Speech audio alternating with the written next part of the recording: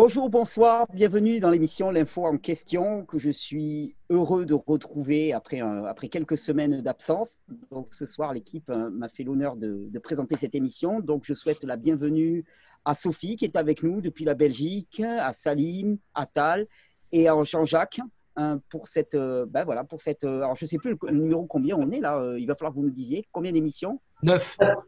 Neuvième émission, neuvième émission. Ouais, j'étais un cancre à ce niveau-là. Neuvième émission de l'info en question. Donc, une émission dans laquelle eh bien, on parle d'infos et on essaie de poser des questions sur ce qui est vécu, la narration qui nous est proposée, et on essaye peut-être de proposer d'autres types de narration, des réflexions, des questions. On n'est pas là pour asséner des vérités, mais plutôt pour proposer d'autres pistes, et puis chacun ensuite est libre de prendre ou de ne pas prendre. Mais peut-être face à un caractère un peu monolithique de l'information qui nous est donnée actuellement, ça vaut le coup d'avoir d'autres pistes qui sont proposées. Alors moi, j'aimerais bien commencer un peu comme il se fait d'habitude, c'est comment ça va, quoi. C'est quoi votre actualité? On commence par toi, Sophie. Comment ça va rapidement? Écoute, on travaille beaucoup en Belgique. Il y a beaucoup de mails qui nous arrivent et de démarches qui sont faites. Alors, donc j'avais expliqué dans les émissions antérieures que notre avocat avait notamment fait une demande d'accès aux documents administratifs auprès de la Commission européenne par rapport à tous ces marchés de centaines de millions de doses de vaccins. Alors, cette démarche est toujours en cours. Notre avocat a reçu un mail de la Commission européenne il y a environ une quinzaine pour expliquer qu'ils avaient du retard, qu'il y avait beaucoup de services à consulter et que ça prendrait un peu plus de temps. Donc, ils ont demandé une prolongation du délai. Alors, ce matin, notre avocat a envoyé un courriel en fait, au cabinet de la ministre de la Santé, Maggie De Bloch, et auprès de la RTBF pour réclamer copie d'un document de 83 pages qui est un plan que le gouvernement prévoit d'appliquer en cas de seconde vague et qui prévoirait notamment une vaccination généralisée. Alors là, voilà, notre avocat leur a demandé copie donc, de ce document dans un délai le plus rapide possible. Alors également, en Belgique, il y a une action qui est en cours en extrême urgence, une action en suspension auprès du Conseil d'État par rapport au dossier des masques et de l'obligation du port du masque. Je précise que ce n'est pas une action qui a été initiée par initiative citoyenne, mais par un ensemble de requérants pour des motifs privés, dont je fais partie pour des raisons médicales. J'en reparlerai un peu plus tard. Alors, dans ce cadre-là, on a eu droit notamment à un article tout à fait mensonger du soir. On vient d'arracher un droit de réponse qui sera publié ce mercredi fin août dans le soir dans la version papier et la version online. Et alors, on a également de plus en plus de soignants qui nous contactent, toutes catégories professionnelles confondues, pour nous exprimer leur ras-le-bol, leur souhait de faire entendre un autre message et surtout leur désir d'une information enfin plus fiable. Voilà, ce petit tour de départ. Très dense, très dense. Salim, ton actualité, comment ça va? Ça va. Ben, je sors d'un gros bug informatique. Je suis très préoccupé par deux choses qui se relient. C'est la censure sur les réseaux sociaux, qui est assez spectaculaire, et la diabolisation de toute parole discordante. Ouais. Et là, c'est vraiment impressionnant. On a même eu droit à un article qui a été diffusé dans le monde entier. Les narcissiques et les psychopathes ont davantage tendance à refuser le port du masque. Rien que ça. Les narcissiques et psychopathes. Donc, je crois que c'est unique. Alors moi, vous savez, souvent je dis, j'essaie de trouver le plus petit dénominateur commun. Alors, on peut être de droite comme de gauche, ou d'extrême droite comme d'extrême gauche, ou du centre. On peut tous tomber sur un constat, c'est la destruction de la France, de ses structures, de l'hôpital, de l'école, de la poste, ceux qui ont, on va dire, 40 ans aujourd'hui, qui ont vécu la France d'il y a 20 ans, savent qu'il y a une dégradation phénoménale. Et là, c'est pareil pour cette diabolisation. On peut ne pas être d'accord, c'est normal, mais moi-même, j'ai changé d'avis au bout des 20 dernières années sur plein de sujets. Donc, je ne me reconnaîtrai pas aujourd'hui sur des propos que j'ai tenus il y a 15 ans, parce que j'ai évolué. Mais par contre, on ne peut pas diaboliser à ce point l'adversaire. on est à la limite du goulag, quoi. C'est terrifiant, terrifiant. T'es pas d'accord avec moi, t'es fou, t'es un psychopathe, un pervers narcissique. Mais on se calme. J'ai écouté Rudi Reichstadt, France Info, l'argent public. Hein. Rudi Reichstadt a été interviewé ce matin. Alors, il n'y a que lui, hein. Il n'y a que lui pour parler de ces sujets. On est dans un pays de 66 millions d'habitants, mais il n'y a que Rudi Reichstadt. Et il expliquait que tous ceux qui étaient contre le masque ou contre ce vaccin qui arrive, qui est une boucherie, on le sait, tout le monde le sait, c'est n'importe quoi. En 3 mois, ils ont fabriqué un vaccin, plus con encore. Eh ben, c'est tous des fous. Il amalgame ça avec les nazis, avec l'extrême droite, il mélange tout et n'importe quoi. Et on peut rien y faire. On n'a pas accès à ces médias. Alors, voilà le pourquoi de notre travail, de l'info en question, du travail de chacun. C'est pour ça qu'on est là, effectivement. C'est vraiment pour ça qu'on est là et je confirme aussi. Tal, toi, ton actualité. Ah, mon actualité, eh bien écoutez, j'ai quelque chose à vous annoncer qui, je ne sais pas si ça va vous faire plaisir. C'est que devant le fait que de plus en plus de gens prennent conscience que ce masque ne sert strictement à rien, puisque c'est comme un grillage pour arrêter les moustiques, les virus, ça passe à travers les masques, donc tout ça. Alors, le problème, c'est qu'à la fin du mois d'août, les autorités vont dire, écoutez, vous avez raison, le masque, ça ne va pas, et on va amener l'étape suivante, qui est celle-ci. C'est le masque à gaz. Voilà ce qui nous attend pour le mois de septembre. Le masque à gaz. Là, nous serons enfin vraiment protégés. Alors, moi, mon actualité, c'est que je pense qu'il y a un bon côté aux choses, c'est que quand les gens poussent le bouchon trop loin, les gens ne peuvent pas ne pas s'éveiller.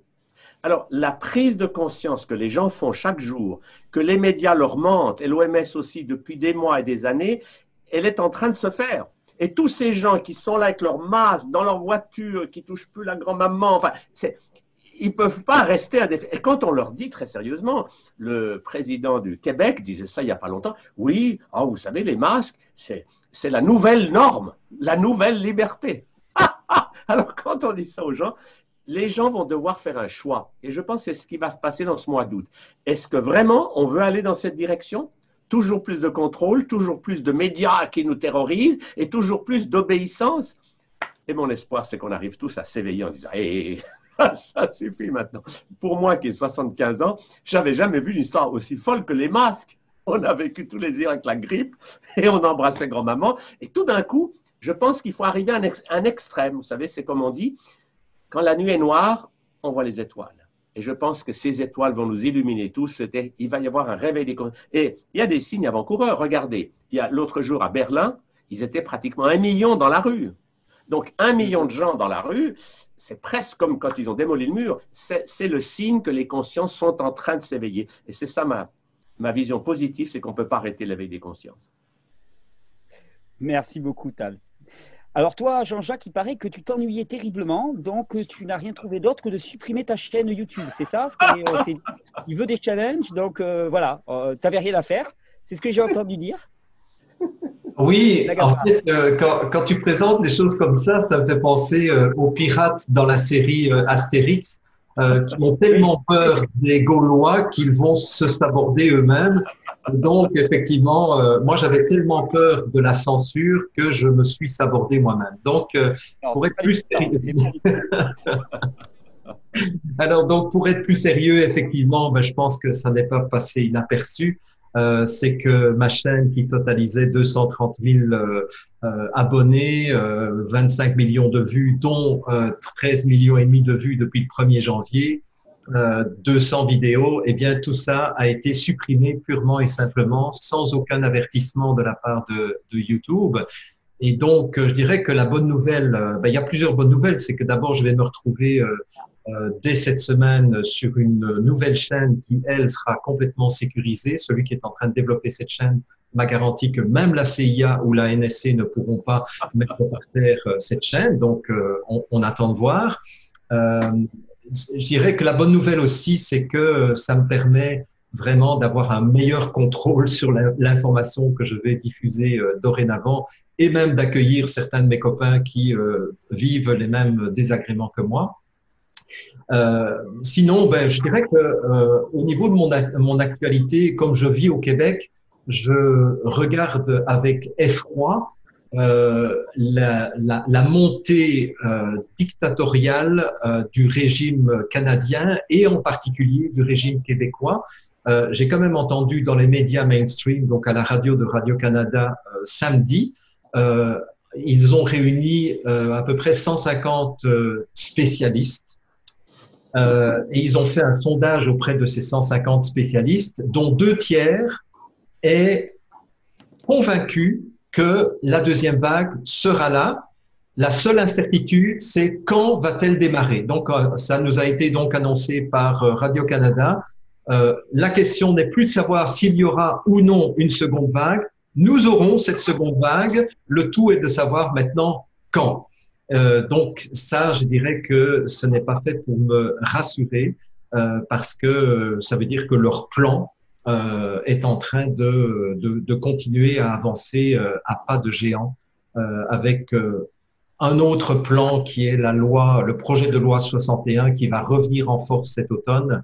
Et ce projet de loi 61 va relancer, soi-disant, l'économie du Québec en privilégiant uniquement des grosses entreprises qui vont démolir l'environnement du Canada. Donc, j'en avais déjà un petit peu parlé, mais donc c'est ça qui est en perspective. Donc, on est en train de se mobiliser pour faire obstacle à cette montée de l'impérialisme sanitaire. Voilà mon actualité, mais je vais très bien et j'ai fait une super vidéo d'ailleurs où j'ai passé un extrait du film Monty Python, Life of Brian. Je ne sais pas si vous vous souvenez de cette scène finale de Life of Brian où ils sont tous crucifiés et où ils chantent Always look on the bright side of life, hein, ce qui veut dire en français regardez toujours du côté lumineux de la vie et effectivement c'est ça, même si on me bousille ma chaîne, ça ne m'enlève pas ma bonne humeur, mon optimisme et ma détermination. Voilà. Bravo. Merci Jean-Jacques. Surtout qu'effectivement, s'il y a bien une arme avec laquelle on peut avancer et créer quelque chose de neuf, c'est bien avec la bonne humeur, la motivation, parce que si on ne veut plus de l'ancien qui était un monde de violence, de rejet, de censure, ben, il faut bien proposer quelque chose d'autre. En tout cas, on ne combat pas le mal par le mal, mais on ne combat pas même pas le mal, on propose le bien d'une certaine manière. Alors moi, je vais faire un petit point aussi, même si c'est moi qui est le speaker, puisque ça faisait quand même quelques semaines que je n'étais pas là. Non pas que je me sois disputé avec les copains, du tout, parce que j'avais reçu, qu'est-ce qui se passe avec Jean-Jacques? Il ne se passait rien du tout. Qu'est-ce qui se passe avec Tal? Il ne se passe rien du tout. Tout va bien, ni avec Salim, ni avec Sophie, ni avec quiconque. J'étais juste, j'avais des conditions matérielles qui ne me permettaient pas d'enregistrer facilement les vidéos et c'était trop contraignant. Et puis, c'est vrai que ces dernières semaines ont été pour moi des périodes d'intense harcèlement médiatique en France. Ils ont vraiment mis le paquet. Ça me permet moi aussi d'ouvrir les yeux un petit peu sur vraiment l'intrication médiatique qu'il peut y avoir avec certains groupes de pression. Et je suis en train vraiment de travailler là-dessus aussi, avec des formes de harcèlement en réseau, bien organisées, des effets de meute aussi qui arrivent. Donc, ça a été un petit peu difficile à ce niveau-là. Et en même temps, comme dit Jean-Jacques, c'est amusant parce qu'au moment où on a enregistré l'émission, j'ai reçu un petit message sur mon téléphone, un ami de longue date que je salue, qui s'appelle Franck, qui se reconnaîtra, Franck Roudet, et qui m'a envoyé un petit message en disant 500 000 abonnés, tu viens de passer la barre. 500 000 abonnés sur la chaîne YouTube. Alors, Jean-Jacques va me dire avec un peu de cynisme, c'est 500 000 abonnés que tu vas perdre d'ici peu. Je m'y attends. Il n'empêche que ça signifie quand même qu'il y a un demi-million de personnes qui suivent, et certainement beaucoup plus. Et donc, si on ajoute toutes nos chaînes, même si elles devaient sauter, ça veut dire qu'il y a quand même un nombre de plus en plus grand de personnes qui se posent des questions. Et je suis d'accord avec Tal, d'un point de vue physiologique, plus forte est la contrainte, plus forte est la réaction du vivant à cette contrainte.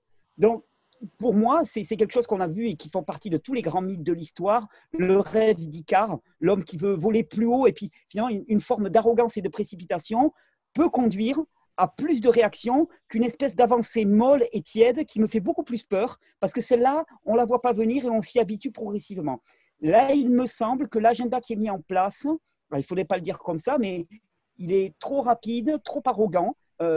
Il y a certaines personnes qui ne doutent plus de rien, qui pensent vraiment qu'ils sont arrivés, qu'ils ont muselé toute personne par leur effet de choc et de peur. Et je pense que ce n'est pas aussi simple que ça. Et moi, je m'attends à des réactions assez fortes. Donc, je suis content.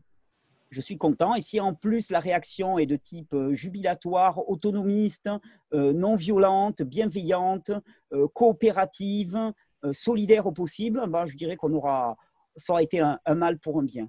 Même si actuellement la période est quand même vraiment effectivement difficile à vivre pour nombre de personnes dans tous les sens, entre la peur, la distanciation sociale, ce qu'on appelle, ce sera mon sujet, enfin voilà, tout ça, ça crée beaucoup de tensions. On sent que tout le monde est un petit peu sur les nerfs. Si tu permets, Thierry, je voudrais souligner un sondage qui vient de sortir en France qui montre que 50% des Français pensent que les médias dominants leur racontent des mensonges. Et ça, je trouve que c'est une excellente nouvelle, alors qu'ils ont 1000 fois plus de moyens que des gens comme nous, que 50% maintenant de la population soit convaincue qu'on leur raconte des mensonges à travers les médias. Je pense que ça, on peut le célébrer ensemble. Oui, on peut le célébrer. Et d'ailleurs, moi, tu vois, je vous parlais de harcèlement médiatique.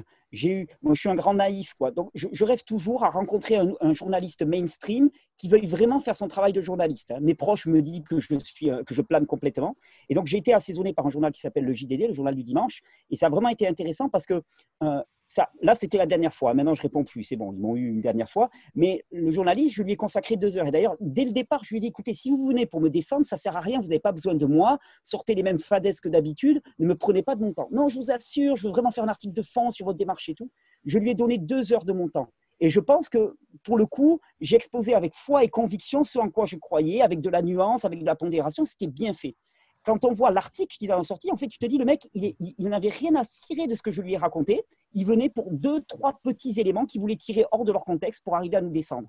Donc, effectivement, je pense que cette espèce de supercherie, elle saute de plus en plus et c'est tant mieux. Et pour ça que je suis content qu'on soit là ce soir pour proposer autre chose, une autre narration et peut-être un peu plus d'authenticité. Alors, je vous propose qu'on prenne chacun nos petits sujets ce soir, hein, parce qu'on a chacun des sujets qu'on aimerait bien traiter. Sophie, il semblerait que tu aies énormément à nous parler depuis la Belgique, donc je te proposerai de prendre la parole tout de suite, si tu veux bien. Énormément. Disons que je vais essayer de donner quelques éléments comme ça, un peu dans un certain ordre. Alors effectivement, je vous ai parlé du recours qui a été intenté en Belgique contre l'obligation du port du masque. Alors, ce recours est toujours en attente d'une décision à l'heure actuelle. Je n'ai pas encore la décision. C'est un recours important parce que parmi les requérants et les motifs qui ont été invoqués, il y a notamment le handicap, l'incapacité médicale de pouvoir porter le masque. Il y a également des personnes qui sont sourdes et muettes. Alors, moi, j'ai été sciée de découvrir le nombre de personnes qui sont sourdes et muettes. 10% de la population belge, selon les chiffres de la Fédération francophone des sourds de Belgique. Donc, 10% des personnes qui sont vraiment lourdement entravées dans leur capacité élémentaire à communiquer avec cette imposition aveugle du port du masque. Je rappelle quand même que Sophie Wilmès, qui est donc la première ministre en Belgique, avait dit, il y a déjà plusieurs mois de ça, jamais nous n'avons mis une partie de la population de côté. C'est ce qu'elle avait déclaré. On voit en fait que rien n'est plus faux et qu'en réalité, eh bien voilà, il y a des dizaines, des centaines de milliers de personnes qui sont complètement mises sur le côté avec ces mesures. Alors, moi, par rapport à la question des masques, moi, j'ai le syndrome d'Ehlers-Danlos, qui est une maladie rare qui a un retentissement possible sur la fonction respiratoire, qui peut donner lieu à des crises respiratoires qui peuvent mener même aux urgences. Donc, c'est un problème concret. En date du 11 juillet dernier, j'ai envoyé via le formulaire une demande claire au cabinet de Madame Debloc en demandant comment faire, que prévoyez-vous comme disposition particulière pour les gens qui ont un problème médicalement étayé, en expliquant que, voilà, moi, mon mari ne sait pas aller faire les courses, je dois seule assumer la fonction pour les besoins de première nécessité. Je n'ai jamais reçu de réponse de Madame Debloc. Madame Debloc, qui avait prétendu le 22 avril dernier qu'elle allait répondre au courrier de questions qu'Initiative Citoyenne lui avait envoyé, elle n'a jamais répondu. Donc, elle n'a pas été gênée de dire n'importe quoi dans la presse. C'est quelqu'un qui a l'habitude de ne pas répondre, mais ça pose quand même un problème important pour quelqu'un qui gère un ministère, qui est médecin. Il y a quand même un code de déontologie médicale où ces gens-là sont censés quand même respecter une déontologie élémentaire vis-à-vis des plus fragiles. On voit bien que ce n'est pas du tout le cas et ce n'est pas de mise. Alors, dans le cadre de ce recours, on a eu droit, comme je le disais, à une désinformation médiatique pharaonique. Donc, il y a eu un article du Soir qui, c'est exactement ce que disait donc Salim, a essayé de nous amalgamer avec des mots comme nazi, complot, etc. En disant un article donc le 21 et le 22 juillet dans le Soir, coronavirus, les anti-vaccins et anti-masques passent à l'offensive. Il en est qu'ils ne veulent ni vaccin ni masque pour contrer le coronavirus. Une action est engagée au Conseil d'État. Leur argumentaire fait appel à des pratiques nazies. En fait, c'est un journaliste qui était complètement dans des élucubrations, qui n'a même jamais lu la requête. Il a prétendu que ma collègue Marie-Rose Cavalier faisait partie des requérants alors qu'elle n'en fait même pas partie, qu'elle n'a même pas lu la requête. Donc, il a inventé n'importe quoi. Alors, évidemment, il est aussi indiqué, cette association, en parlant d'initiative citoyenne, interrogée par nos soins, se réfère à sa lutte contre les vaccins qu'elle assimile aux expérimentations effectuées sous le régime nazi, en se référant au code de Nuremberg et reprochant aux autorités publiques de fuir tout débat citoyen. Ça me semble assez clair, le débat citoyen qui est complètement enfoui. Et surtout, il nous accuse en fait de rejeter les normes sanitaires. On rejette les normes sanitaires et la fin de l'article, évidemment, mentionne le fait de colporter des théories du complot. Donc c'est très insidieux parce que ça veut finalement insuffler au lecteur que si on rejette les normes sanitaires, on est forcément dans le complot. Et ça c'est quand même extrêmement problématique parce qu'avec le masque, on a vu que ce qui est norme sanitaire un jour devient contre-norme le lendemain. On l'a vu avec la position de l'OMS qui disait on ne recommande pas le masque en population générale puis qui change d'avis. Et alors surtout, ce qu'on institue comme norme sanitaire salutaire peut devenir calamiteux. Et c'est comme ça qu'on a eu avec le H1N1 des victimes atteintes d'expériences terrifiantes. J'en avais déjà parlé, c'était les propos de l'ex-commissaire européen à la santé, qui est lui-même médecin, Vytenis Andriukaitis. Et donc, dans le droit de réponse au soir, c'est notamment ce qu'on a indiqué et qui nous paraît extrêmement important. Alors, par rapport au masque, je veux quand même dire ceci parce que ça nous semble quand même important à souligner. On sait que l'OMS a changé d'avis par rapport à la question des masques, mais on a moins de détails, j'allais dire, chiffrés sur la façon dont ça s'est fait. Et il y a un article qui est extrêmement important et très intéressant qui s'appelle « Port du masque, une hystérie collective ?» point d'interrogation. C'est un article qui a été fait par le docteur De Brouwer, le professeur Christophe De Brouwer, qui est médecin, docteur en santé publique, ancien professeur et ancien président de l'école de santé publique de l'ULB. Et alors, ce qu'il explique sur ce changement de position de l'OMS est vraiment intéressant. Il explique jusque récemment, aucune étude réellement scientifique, s'il n'y en a pas beaucoup, n'a été concluante dans un sens comme dans l'autre, quant au bénéfice du port du masque. Bref, on ne savait toujours pas, c'est pourquoi l'OMS était très prudente dans ses conseils. Et donc, elle recommandait, comme je l'ai dit, uniquement aux gens malades ou au personnel soignant. Le 10 juin, l'OMS vient de changer ses recommandations. Elle se base sur un travail qu'elle a financé, paru dans le Lancet, point d'exclamation, le 1er juin, concernant les milieux de soins et communautaires, c'est-à-dire avec des masques ad hoc agréés. On ne comprend pas bien la méthodologie, dit Christophe De Brouwer, puisque pour cette revue méta-analyse, sur 20 013 études étudiées, réalisées sur 6 continents, 19 834 sont exclus pour en retenir 179 en revue systématique et parmi celles-ci, 44 pour la méta-analyse. Bien entendu, nous ne sommes pas dans des études randomisées avec groupe témoin. Toute cette énorme masse de données aurait été traitée par intelligence artificielle comme dans l'étude du Lancet Gate. Où allons-nous ? Demande Christophe De Brouwer. Donc, on ne peut pas soupçonner le docteur De Brouwer d'être complotiste. Alors, ça avait assez bien gêné visiblement le soir dans la première version du droit de réponse qu'on mentionne les propos de Christophe De Brouwer. On a dû relifter, remodifier le droit de réponse pour que, in fine, voilà, ce soit publié parce que ce sont des données importantes évidemment à signaler au lecteur. Alors, je reviendrai par la suite pour laisser un peu la parole aux autres sur d'autres aspects de ce dossier. Mais en tout cas, il y a de plus en plus de personnes ici en Belgique qui montent au créneau, qui dénoncent. Ce sont des professeurs d'université, ce sont des médecins spécialistes, ce sont des juristes et qui disent il y a vraiment un problème, on est dans la désinformation, c'est tout à fait disproportionné, injustifié. Donc, on voit bien que l'étiquette de complotisme ne tient absolument plus. Voilà, comme Tal en a parlé, la manifestation à Berlin est assez évidente. Et alors, Madame Merkel, qui n'a plus d'autre solution, a dit que c'était une démarche qui était contraire à la dignité humaine. Donc, c'est tout ce qu'elle a trouvé à dire.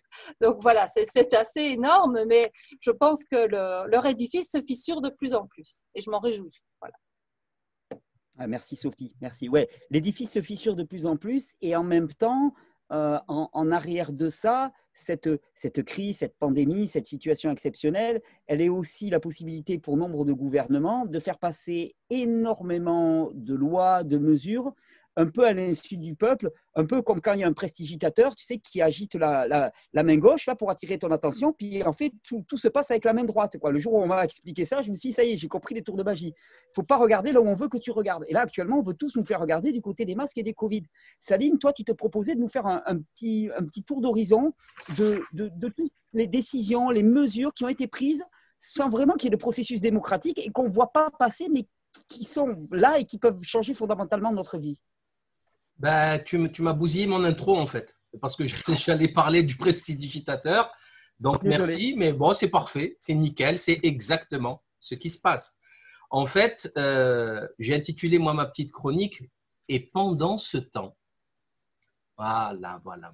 Et j'ai l'impression, perso, que les vrais enjeux sont là. Et ils ne sont pas dans le Covid ou quoi que ce soit d'autre. Ça, c'est la main qui bouge en premier plan, hein, et derrière, l'autre main qui défait la montre, la belle montre ou je sais pas, vous avez vu comment ça fonctionne. C'est assez impressionnant quand on voit ça, quand le magicien nous l'explique, effectivement. Et là, ça va trop loin. Alors, j'ai relevé trois trucs. Le premier point, c'est l'économie. Et les deux autres, c'est beaucoup plus grave puisqu'il s'agit de PMA et d'avortement.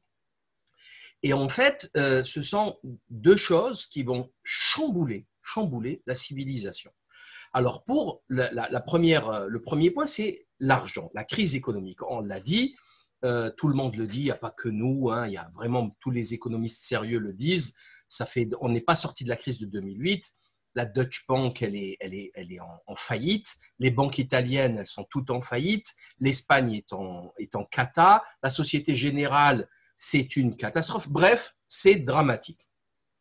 Et en fait, qu'est-ce qu'il a fait Macron et Merkel, qu'est-ce qu'ils ont fait il y a 2 semaines, 3 semaines?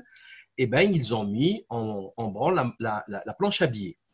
Qui dit, alors c'est un plan de relance à 750 milliards, donc une partie qui sera des emprunts sur les marchés, en créant une dette commune. Qui dit dette commune, donc, va obligatoirement amener un ministère de l'économie commun européen, qui n'existe pas aujourd'hui. Et donc, in fine, un impôt européen supplémentaire. OK ? Supplémentaire. Donc ça, ça va être quelques centaines, voire milliers d'euros que nous devrons payer pour rembourser cette dette. Alors bien sûr, je ne sais pas si vous vous en rendez compte, Macron avait déjà injecté 350 milliards dans l'économie française. Ça n'a pas empêché Air France de licencier je ne sais pas combien de milliers de personnes, Renault, Airbus. On se demande qu'est-ce qu'ils font avec ce pognon. On parle de plusieurs milliards à chaque fois. Donc, suppression d'emplois malgré des aides massives. OK ? Et après, je les comprends. Hein.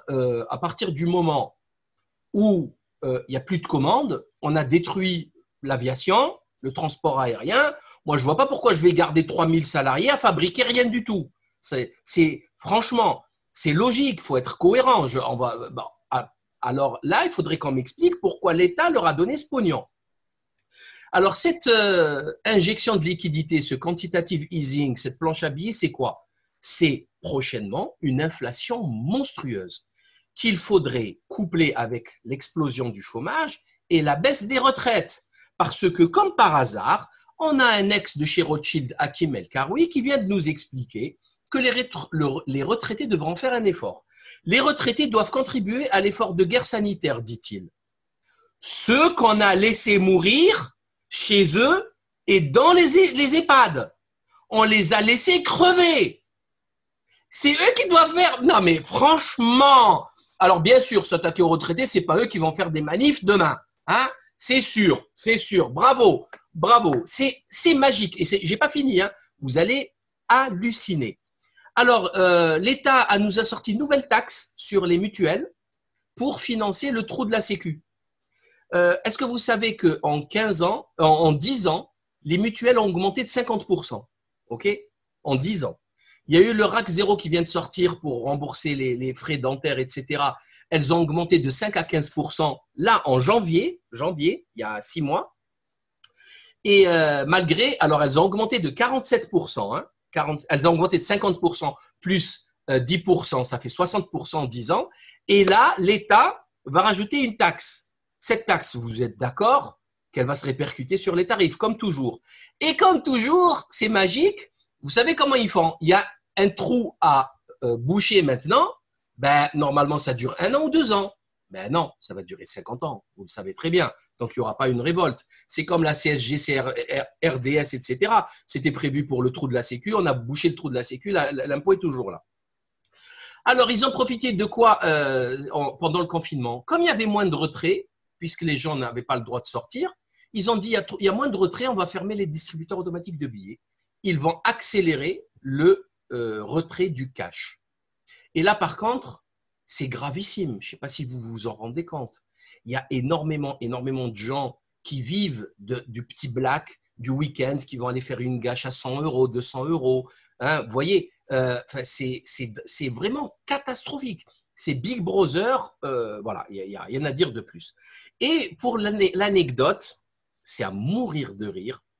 Je voulais vous rappeler quand même que le ministre de l'économie actuel, Bruno Le Maire, vous savez qu'en 2011, il avait été interviewé dans le Grand Journal par Ariane Massenet qui lui a demandé qu'il était ministre de l'Agriculture. Ministre de l'Agriculture. Elle lui a demandé, c'est quand la saison la cueillette des poires. Il s'est trompé. Il avait dit septembre au lieu de juillet, je crois. Je ne sais plus, je ne me rappelle plus. Elle lui a posé une deuxième question. Ouais, une vache limousine et une vache je ne sais pas quoi. Et elle lui a dit, c'est combien 1 hectare?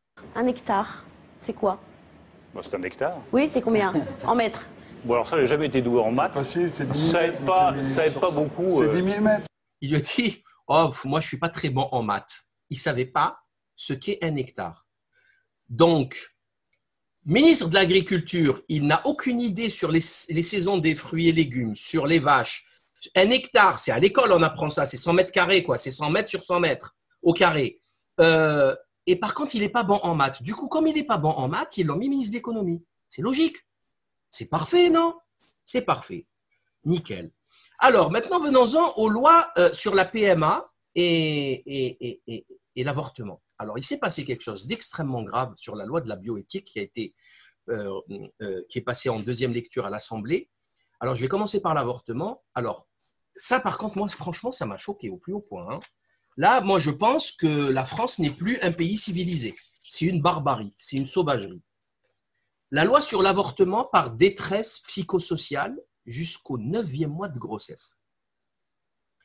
Adoptée en catimini en pleine nuit du vendredi 31 juillet au 1er août, samedi 1er août, jusqu'au 9e mois pour cause de détresse psychosociale.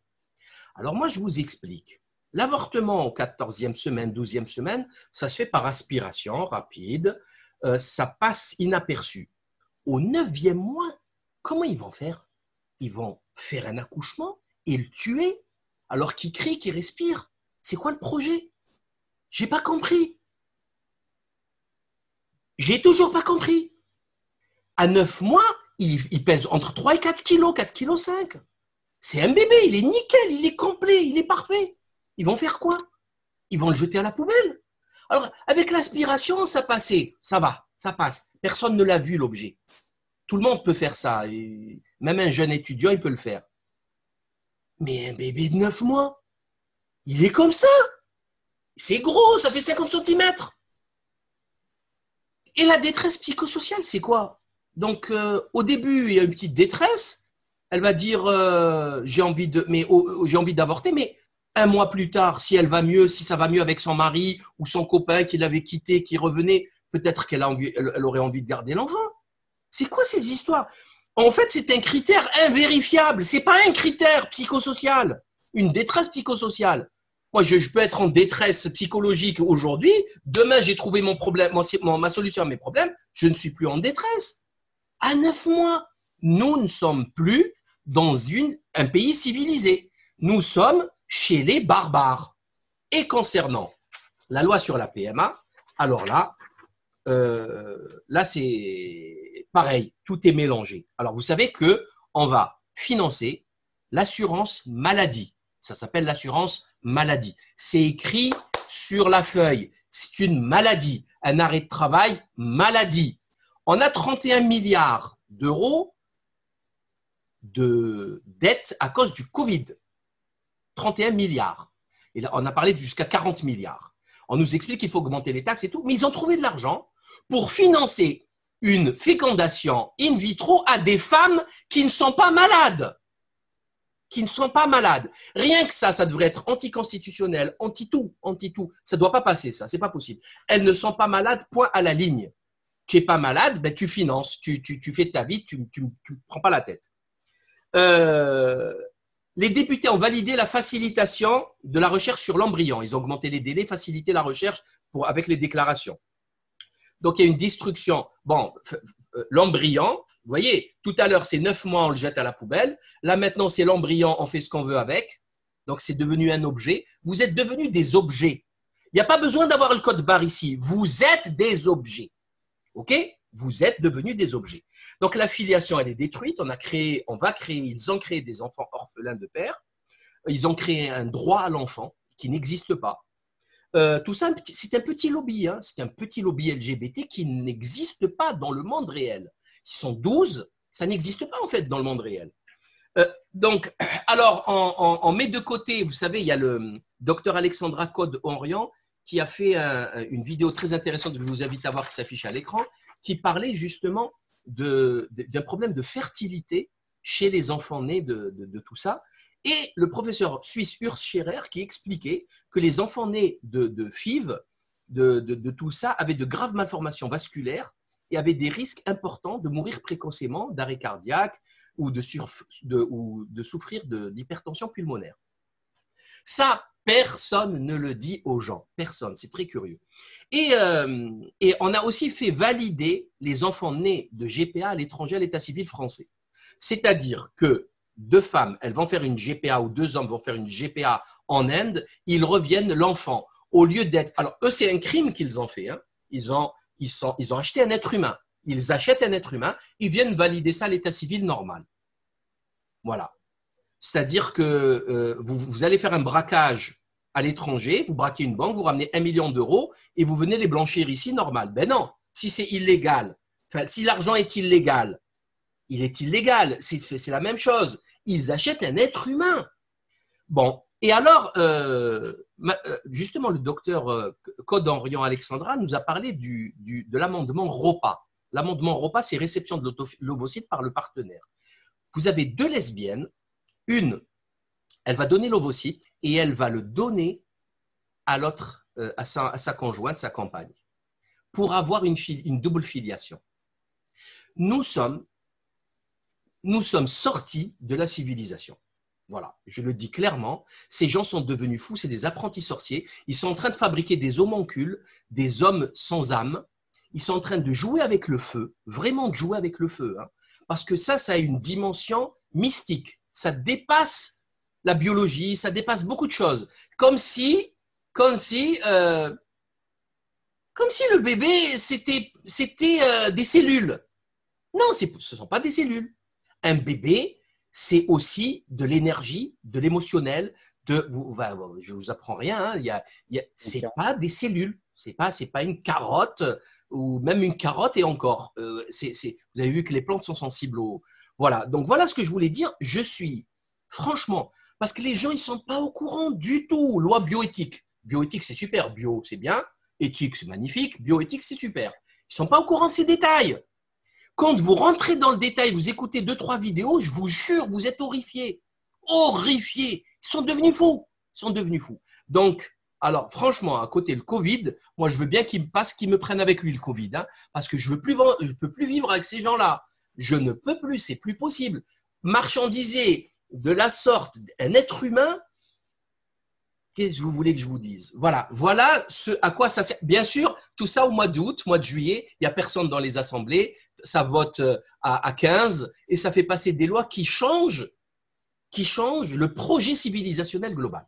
Merci Salim. Effectivement, marchandisation, matérialisme à outrance dans lequel on ramène l'être humain à un amas de cellules, alors qu'en fait, il ne faut pas beaucoup de bon sens pour se rendre compte qu'on est beaucoup plus qu'un amas de cellules. Et c'est effectivement un des gros agendas qui avance. Et j'ai beaucoup aimé quand tu disais que finalement, bioéthique, ça fait joli, parce que bio, c'est joli, éthique, c'est joli. Mais ce qui se cache derrière cette bioéthique, avec le tour de prestidigitation, ben, effectivement, il y a de quoi être inquiet.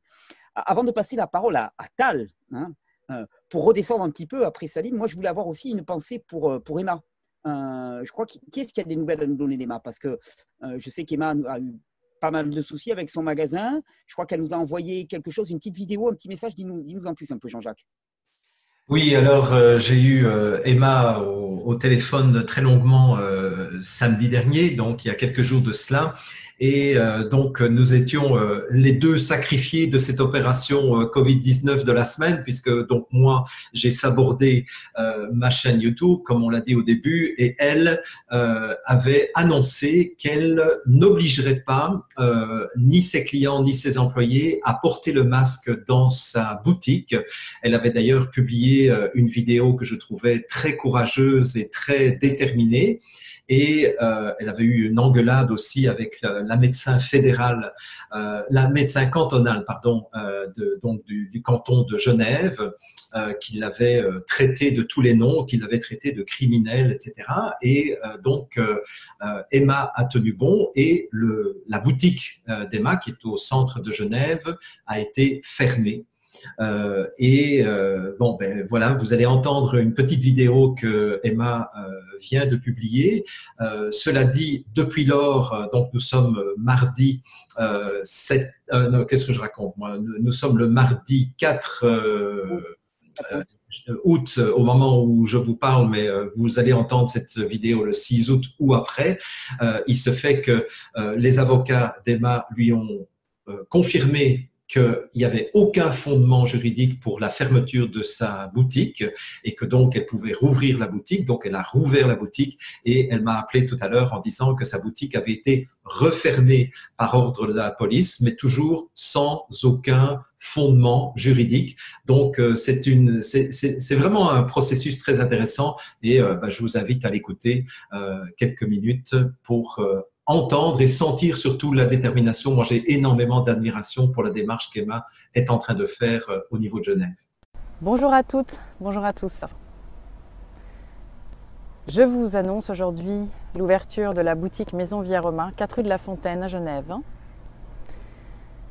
Vous avez été très nombreux à envoyer des messages sur tous les canaux et je vous remercie pour votre soutien. Comme vous le savez, il y a quelques jours, la médecin cantonale genevoise a ordonné la fermeture de la boutique Maison Via-Romain suite aux affiches qui ont été publiées sur la vitrine de la boutique. 7 affiches. Une mentionnant le fait que je n'obligerai personne à porter de masque et 6 autres qui reprennent les statistiques officielles de l'OFSP, l'Office fédéral de la santé publique en Suisse, au premier semestre 2020. Un recours donc a été envoyé. Premièrement, ce recours se questionne par rapport au motif de fermeture de la boutique puisque la médecin cantonale genevoise a ordonné la fermeture de la boutique selon une affiche, la première, qui dit que il n'y a pas de consensus concernant le port du masque et que je n'obligerai personne donc à en porter. Le recours se positionne aussi par rapport à la compétence de la médecin cantonale pour ordonner une fermeture, se questionne sur le fait que dans le décret de Genève, une fermeture de boutique n'est pas prévue, mais des amendes. Remet aussi en question la pertinence du décret au vu des chiffres et des statistiques. J'en profite d'ailleurs pour vous lire une phrase qui a été reprise par un média genevois, une phrase dite par M. Mauro Poggia.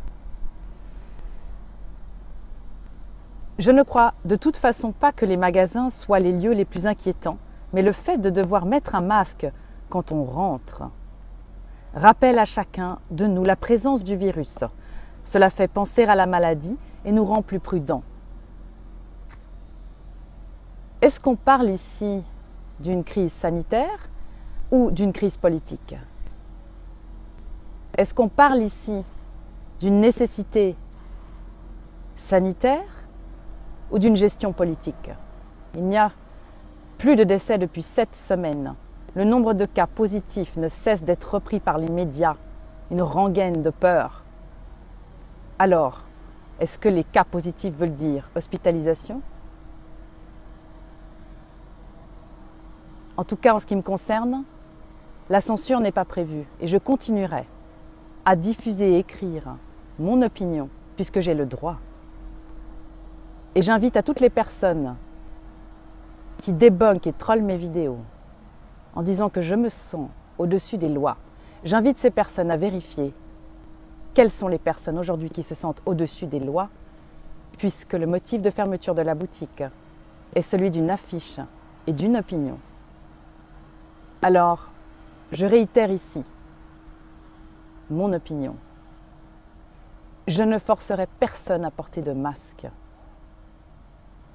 Je ne forcerai personne à porter de masque. Cette gestion politique de la crise,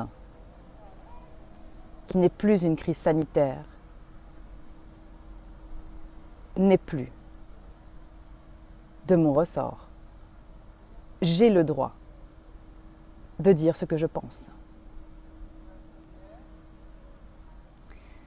Je dédie donc l'ouverture de cette boutique, qui était à la base une fermeture illégale, à toutes les personnes qui se souviennent qu'elles ont la liberté d'expression, à toutes les personnes qui ont compris que la vie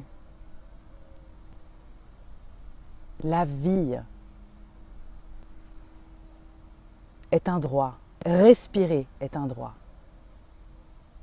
Aujourd'hui, un recours a été lancé.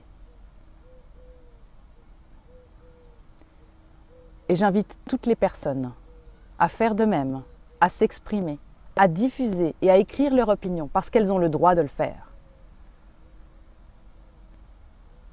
Je remercie toutes les personnes qui soutiennent. Je vous dis à bientôt et prenez soin de vous. Ok, ben merci Jean-Jacques de nous avoir transmis ces informations d'Emma. Et effectivement, elle prend un positionnement qui est courageux, qui parle en plus à beaucoup de gens, parce qu'il y a beaucoup de commerçants en souffrent. Mais pour oser monter comme ça au créneau, il faut une sacrée dose de courage et de détermination. Donc vraiment, tout notre respect, vraiment, voilà, elle affirme. Et elle suscite le débat. Donc ça, je trouve ça absolument magnifique. J'aimerais bien passer la parole à Tal maintenant. Tal, tu as des sujets de prédilection, je le sais, et cette époque te donne une tribune incroyable pour parler de ce que tu dis depuis des années et qui est d'autant plus d'actualité. Tout à fait. Moi, ce que je vois depuis maintenant plus d'un demi-siècle, c'est que c'est l'histoire de la grenouille qu'on met dans l'eau froide et on augmente la température. Et maintenant, on est au point où la grenouille est en train de mourir parce qu'elle ne s'est pas rendue compte que l'eau chauffait lentement. Mais pour donner quelques chiffres, c'est quand même hallucinant de voir qu'aux États-Unis, où ils tiennent les chiffres très précisément, qui tue 600 000 personnes par an, le cancer, qui tue 700 000 personnes par an, les maladies cardiovasculaires, et qui tue 800 000 personnes par an, la médecine. La médecine de Big Pharma, c'est-à-dire les vaccins et les produits chimiques qu'on nous donne, c'est devenu la cause numéro 1 de décès. Et ça donne que 54% des enfants américains ont des maladies chroniques. Donc on est dans une situation, on ne s'est pas rendu compte que Big Pharma est devenu un monstre absolument fou. Et qu'il va falloir qu'on dise stop. Parce qu'on ne peut pas continuer comme ça. En France, par exemple, on a vu que sur 800 000 enfants vaccinés, il y en a 600 000 qui sont malades. Ces chiffres-là, ils sont là. Moi, par exemple, chaque semaine, je mets dans mes blogs, sur mon site, toutes ces informations scientifiques qui montrent que depuis un demi-siècle, tout ce qu'on nous raconte sur les vaccins, etc., c'est des informations, c'est des fake news, en fait. Alors, mon rôle, c'est, par exemple, prenons la question de l'eugénisme dont on parlait, on voit par exemple que Bill Gates, le père de Bill Gates et le grand-père de Bill Gates, c'était déjà des eugénistes. C'était qu'ils avaient déjà des plans pour diminuer la population mondiale. Ils ont créé des centres de planning familial qui préconisent l'avortement et ça se passe tous les jours aux États-Unis. C'est que vous avortez, on attrape l'embryon et on vend les cellules fœtales, non seulement aux fabricants de vaccins qui voulaient mettre dans les vaccins, mais maintenant à Coca-Cola, etc., parce que ça améliore le goût des aliments. Donc, il y a un marché absolument délirant, de folie totale, basé sur des embryons humains. Non mais où va-t-on? Alors, moi, je pense que le côté positif de ça, c'est que ça nous oblige à nous réveiller. Les mensonges de l'OMS, les mensonges des médias, les mensonges des politiciens et tout ça, ça commence à se voir vraiment. Il faut vraiment garder le masque. Je dirais même mieux, il faut mettre le masque sur les yeux pour ne pas voir ça. Et je pense que c'est simplement le temps qu'on se réveille. On ne peut pas continuer à confier nos vies à des gens qui sont des psychopathes dangereux, qui sont des technocrates complètement et qui ont une vision de l'être humain qui ne nous correspond pas. Et on doit dire stop. L'être humain, on doit le respecter dans son physique, son émotionnel, son mental et son spirituel. On ne peut pas continuer avec un matérialisme délirant qui va faire de nous des objets. Et si on ne se réveille pas, n'oubliez pas que ce qui nous attend, c'est le vaccin en fait, c'est qu'un prétexte. Parce que le but du vaccin, c'est de nous mettre des nanoparticules qui font qu'on va vibrer sur la longueur d'onde de la 5G et qu'on va tous obéir à l'intelligence artificielle avec ces milliers de satellites qui sont en train de mettre en place. Donc on va vers une folie totale. Mais mon espoir et ma conviction, c'est que nous sommes chaque jour plus nombreux à nous réveiller en disant non, non, non, non, non, on veut vivre, on veut pouvoir, et ça je pense que tu vas en parler, on veut pouvoir prendre nos amis dans les bras, on veut que les enfants dans la cour de récréation puissent jouer, parce que ce qu'ils prévoient pour cet automne, mais c'est dingue, moi j'en parlais avec un directeur d'école, il reçoit des consignes que les enfants vont devoir rester à 2 mètres. Dites à des enfants de 6 ans de rester à 2 mètres, de mettre un masque, et à la récré, ils ne peuvent pas toucher, c'est une folie. Mais il faut des fois que la folie devienne visible pour qu'on en prenne conscience. Et je crois que c'est ça notre mois d'août. C'est prendre conscience que tout ça, on ne va pas laisser ces gens-là gagner. Parce qu'ils ont une puissance énorme grâce à l'argent. Mais en même temps, il ne faut pas oublier que leur pouvoir ne tient que si nous, on les croit, si nous, on leur obéit. Alors notre rôle, c'est de dire, OK, ils disent ça, mais il y en a qui disent autre chose. Choisissez, après vous être informé, ce qui vous semble vrai. Et pour moi, c'est ça le futur. C'est que les gens puissent dire, oui, j'entends un point de vue, j'entends Thierry Casasnovas, j'entends Jean-Jacques Crèvecœur, j'entends Chalet, et j'entends les vaccinalistes, j'entends tout ça. Merci. Mais je vais prendre les décisions en fonction de ce que moi je sens. Et dès que vous êtes relié à votre corps de lumière, vous n'allez plus obéir par peur à quelqu'un. Vous allez faire, et la clé c'est ça, vous allez lâcher votre peur et vous allez dire, qu'est-ce que je sens qui est juste pour moi et pour l'humanité et pour la vie. Et ça donne une nouvelle direction. Je crois que c'est ça notre futur.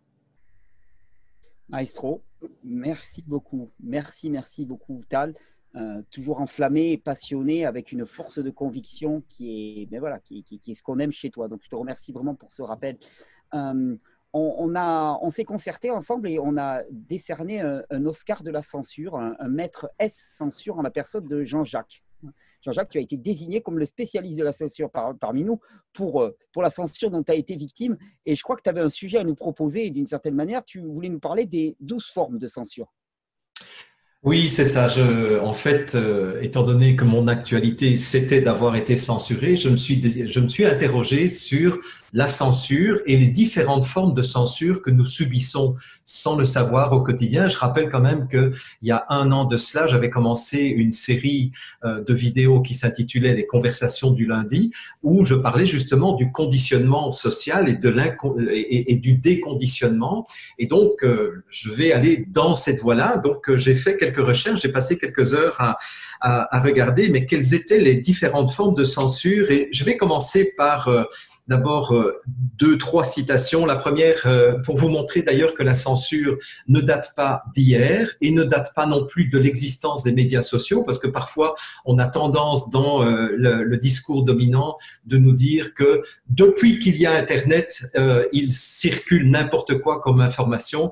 C'est totalement faux, puisque Flaubert disait, et je rappelle que Flaubert a vécu au 19e siècle, il disait « La censure, quelle qu'elle soit, me paraît une monstruosité, une chose pire que l'homicide.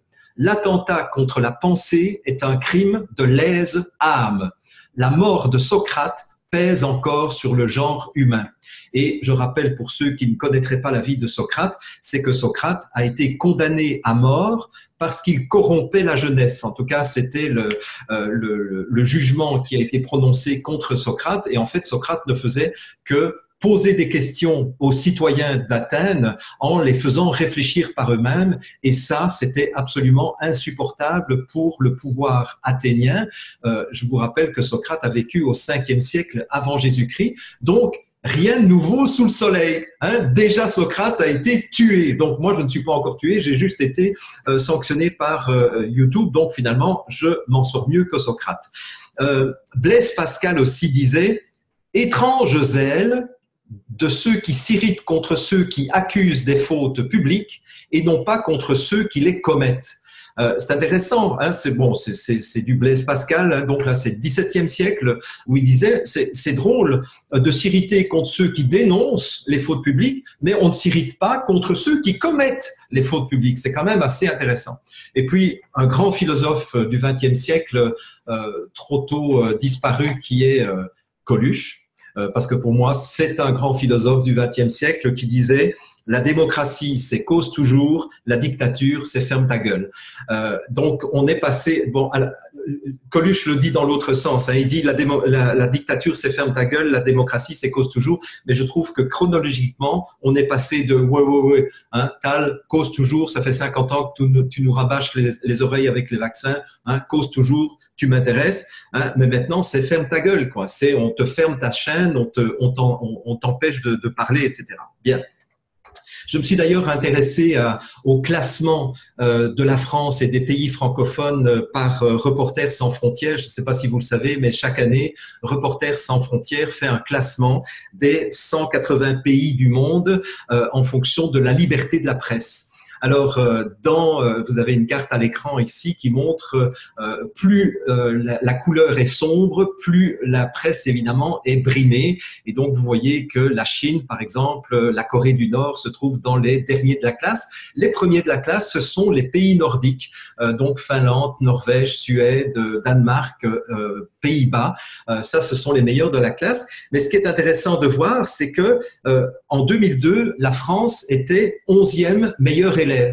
Et entre 2002 et 2020, elle est passée progressivement de la place 11 à 35, 44. Bon, là, elle est revenue à la 34e position, peut-être parce qu'il y a des pays qui sont devenus pires qu'elle. Mais finalement, la Suisse, c'est la même chose, la Belgique, c'est la même chose, le Canada, c'est la même chose. C'est-à-dire qu'il y a une dégradation de la liberté de la presse dans ces pays qui, normalement, étaient les chantres de la liberté. Bien. Alors maintenant, je me suis demandé, mais quels sont les types de censure? Donc, j'ai fait ma liste et au fur et à mesure, la liste rallongeait. Donc, j'ai 12 façons de censurer la liberté de penser. La première façon, c'est la plus radicale, je commence par ça, c'est l'assassinat. Hein? L'assassinat, finalement, c'est une excellente façon de faire taire les gens. Hein, c'est Georges Bernard Shaw qui disait l'assassinat est la forme extrême de la censure. Et effectivement, on l'a vu, bon, avec Socrate, mais on l'a vu aussi avec Claire Sévrac, on l'a vu avec Andrew Mulden et avec beaucoup d'autres médecins américains qui ont été assassinés depuis l'an 2000 parce qu'ils faisaient la promotion des médecines naturelles et ils critiquaient Big Pharma. C'est en moyenne 50 médecins holistiques par an qui se font assassiner aux États-Unis parce qu'ils défendent des thèses de médecine naturelle globale et holistique. Deuxième forme de censure, c'est la censure à laquelle on pense spontanément, c'est la censure du pouvoir officiel, c'est-à-dire la censure par celui qui détient le pouvoir. Et historiquement, qui détenait le pouvoir? Ben, c'était l'Église, donc les religions dominantes, ou c'était l'État. Et souvenez-vous, il n'y a pas si longtemps que cela, moi en tout cas, qui viens d'une famille catholique, je voyais encore dans les livres que j'empruntais à mon collège catholique, il y avait nihil obstat et imprimatur. Ce sont deux termes latins. Nihil obstat, ça veut dire il n'y a aucun obstacle à ce qu'on l'imprime. Et puis imprimatur, qui devait être délivré par l'évêque du lieu, c'était ça doit être imprimé, donc on peut l'imprimer. Donc, l'Église, pendant des siècles et des siècles, a effectivement été la détermination de ce qui était vrai et de ce qui n'était pas vrai. Pensez à l'affaire Galilée, qui a failli être menée sur le bûcher. Pensez à Giordano Bruno, qui lui est passé sur le bûcher parce que ses thèses étaient contraires à la doctrine religieuse. Même chose pour l'État. L'État détermine ce qui est vrai, ce qui n'est pas vrai, ce qui peut être dit, ce qui ne peut pas être dit.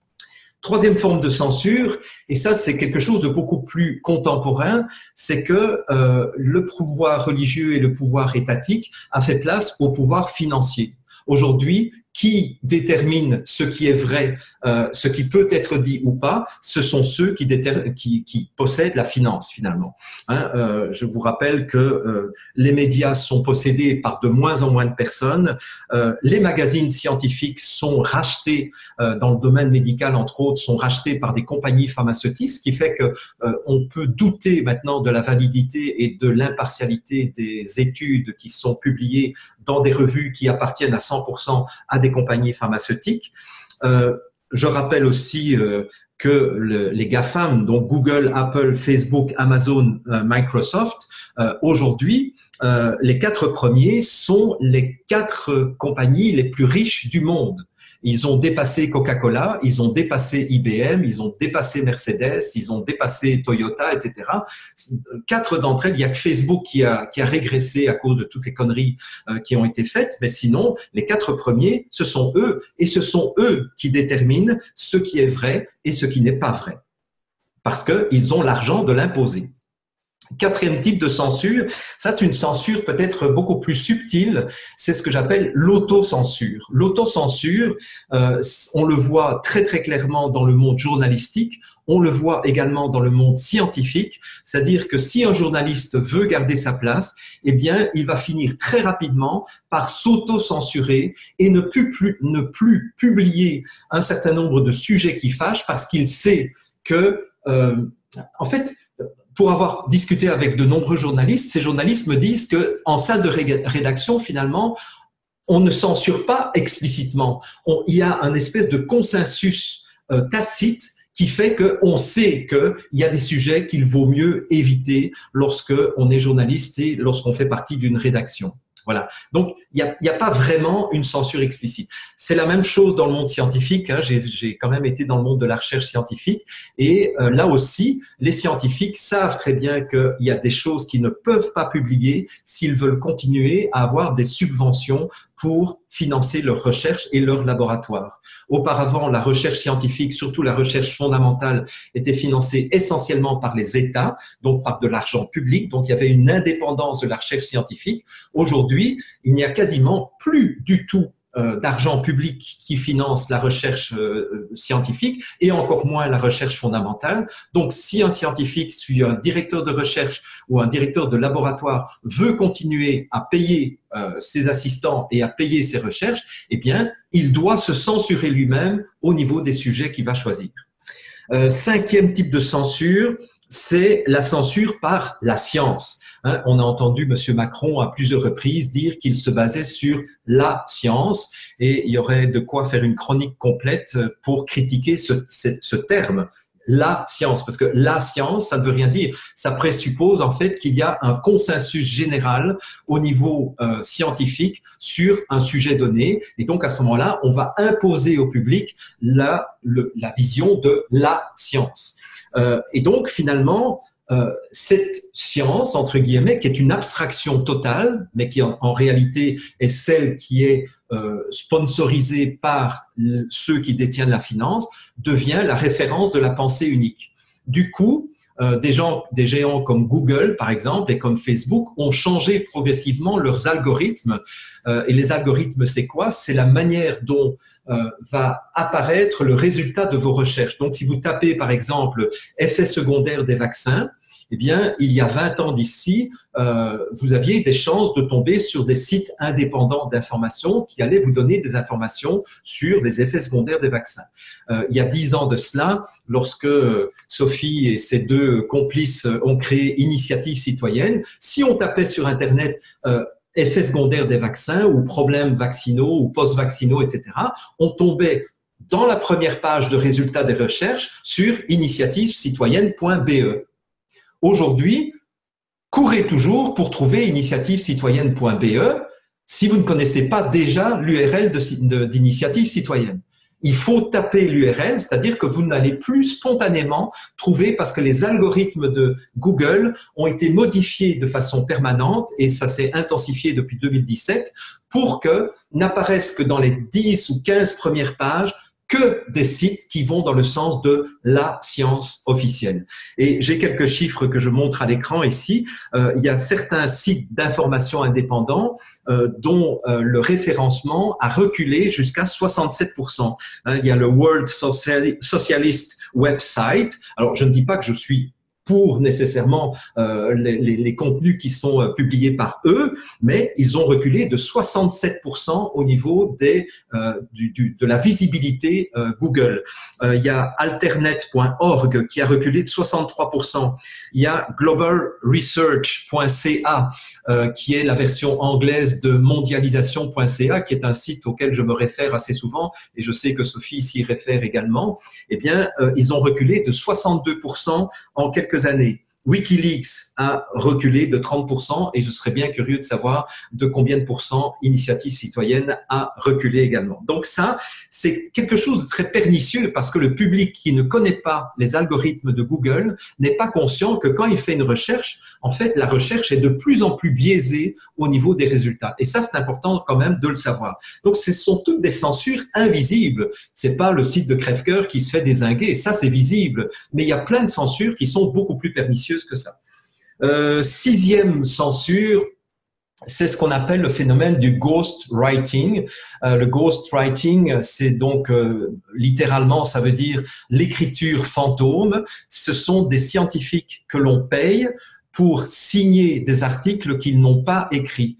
Ça, c'est un phénomène qui se répand de plus en plus dans la recherche scientifique où des compagnies pharmaceutiques, et c'est surtout répandu dans le domaine biomédical, des compagnies pharmaceutiques rédigent des articles bidons avec des données falsifiées et puis ils payent très cher des scientifiques peu scrupuleux pour apposer leur nom en tête des articles. Ce qui est un gros avantage pour le scientifique puisque tant qu'il ne se fait pas prendre, en tout cas, ça augmente le nombre de revues, de publications qu'il a données, donc ça augmente son ranking, donc ça augmente aussi la possibilité d'être financé par des laboratoires, hein, et en plus, il reçoit de l'argent pour écrire un article, pour signer un article qu'il n'a pas écrit. Donc ça, c'est un phénomène qui est en train de tuer complètement la connaissance, dans le sens où on ne sait plus finalement, et ça, il y a plusieurs directeurs de publication qui l'ont dit dernièrement, on ne sait plus ce qui est finalement la vérité du mensonge en matière scientifique. Et ça, c'est gravissime, parce que comment va-t-on pouvoir faire un jour le ménage dans le monde de la science ? Je n'en sais rien. En tout cas, c'est vraiment très, très... je crois que même Hercule ne serait pas capable de nettoyer les écuries de la science. Septième censure, septième mode de censure, c'est la multiplication des publications. Alors ça aussi, seuls ceux qui ont beaucoup d'argent peuvent faire ce genre de choses. Donc, on va multiplier les publications de piètre qualité ou mensongères, de telle sorte qu'on va noyer les quelques publications valables dans un océan de publications non valables, mais qui vont toutes dans le sens de la science dominante et de la pensée dominante. Donc, c'est ce qu'on appelle la publication de junk science, hein, donc la science poubelle finalement. Il y a aussi la création de milliers de sites Internet qui diffusent de l'information et qui vont donc noyer les quelques sites de qualité, et donc finalement le public ne va plus du tout s'y retrouver parce qu'il va y avoir vraiment une dilution de l'information. Huitième type de censure, c'est ça c'est quelque chose qu'on connaît mieux, c'est le fact-checking, donc c'est la vérification des faits. Là, donc, ce sont tous les censeurs officiels. Il y a l'AFP, évidemment, hein, on pense à AFP Factuel, qui régulièrement se pose en censeur et en correcteur des articles qui sont publiés par des grands médecins, des grands virologues, etc., et qui déterminent que non, c'est des fake news, et donc il ne faut pas se fier à cela. Ma conversation du lundi numéro 33 a eu les honneurs de AFP Factuel, où il dézinguait 5 arguments que je développais dans une vidéo de 3/4 d'heure, alors que finalement, même ces arguments-là étaient vraiment des points de détail. Bon, mais il y a aussi les décodeurs qui ont été créés par le journal Le Monde. Quand on connaît les conflits d'intérêts, enfin le financement du journal Le Monde par la fondation Bill et Melinda Gates, on peut se demander pour qui travaillent les décodeurs. Il y a Captain Fact. Captain Fact, ils me font rigoler parce que eux, leur façon de décoder les choses, c'est d'aller se baser sur Wikipédia. Or, on sait très bien que Wikipédia n'est pas très très fiable en termes de, je dirais, en termes d'informations scientifiques. Et puis, vous avez les petits rigolos comme la tronche en biais, l'extracteur, Aude What the Fake, mais qui sont quand même des gens qui, par ailleurs, sont la plupart du temps financés par des groupes assez importants derrière, et donc il faut quand même se méfier. Voilà. Quoi d'autre? 9e censure, c'est la multiplication des trolls. Hein, donc c'est effectivement tous ces gens qui rôdent sur les médias sociaux et s'amusent à mettre des commentaires négatifs sous les articles, sous les vidéos, etc. et qui signalent aussi de façon systématique des vidéos auprès de YouTube, qui signalent auprès de Facebook, etc. et qui contribuent finalement à ce que ces géants des GAFAM réagissent. En tout cas, moi, c'est ce qui m'est arrivé. J'ai la preuve actuellement que une meute de trolls avait décidé de signaler systématiquement mes vidéos YouTube, quelle que soit la qualité des informations que je donne, quelle que soit la qualité des liens vers lesquels je renvoyais mes auditeurs. Eh bien, cette meute de trolls signalait systématiquement, donc ils étaient entre 50 et 100 d'après mes estimations, ils signalaient à YouTube et finalement YouTube a fini par décider de me censurer. Donc en fait, c'est même pas le travail de YouTube, ce sont les trolls qui m'ont dézingué. 10e censure, c'est aussi une censure qui est assez visible maintenant grâce au Covid-19, c'est le discrédit, c'est la diffamation, c'est les injures. Donc en fait, au lieu de dézinguer, au lieu de critiquer ou d'argumenter les arguments développés par les uns et par les autres, on préfère injurier, diffamer, traiter de conspirationnistes, de nazis, d'extrême droite, etc. Hein, Sophie nous l'a rappelé il y a quelques instants. Donc, c'est une façon, évidemment, de raccourcir le débat et en fait, même pas raccourcir le débat, c'est d'éviter le débat avec des attaques ad hominem ou ad personam. Alors, les deux dernières, parce que j'étais arrivé à 10, et puis je me suis dit, mais il y a encore 2 autres éléments de censure qui sont un peu différentes en termes de nature.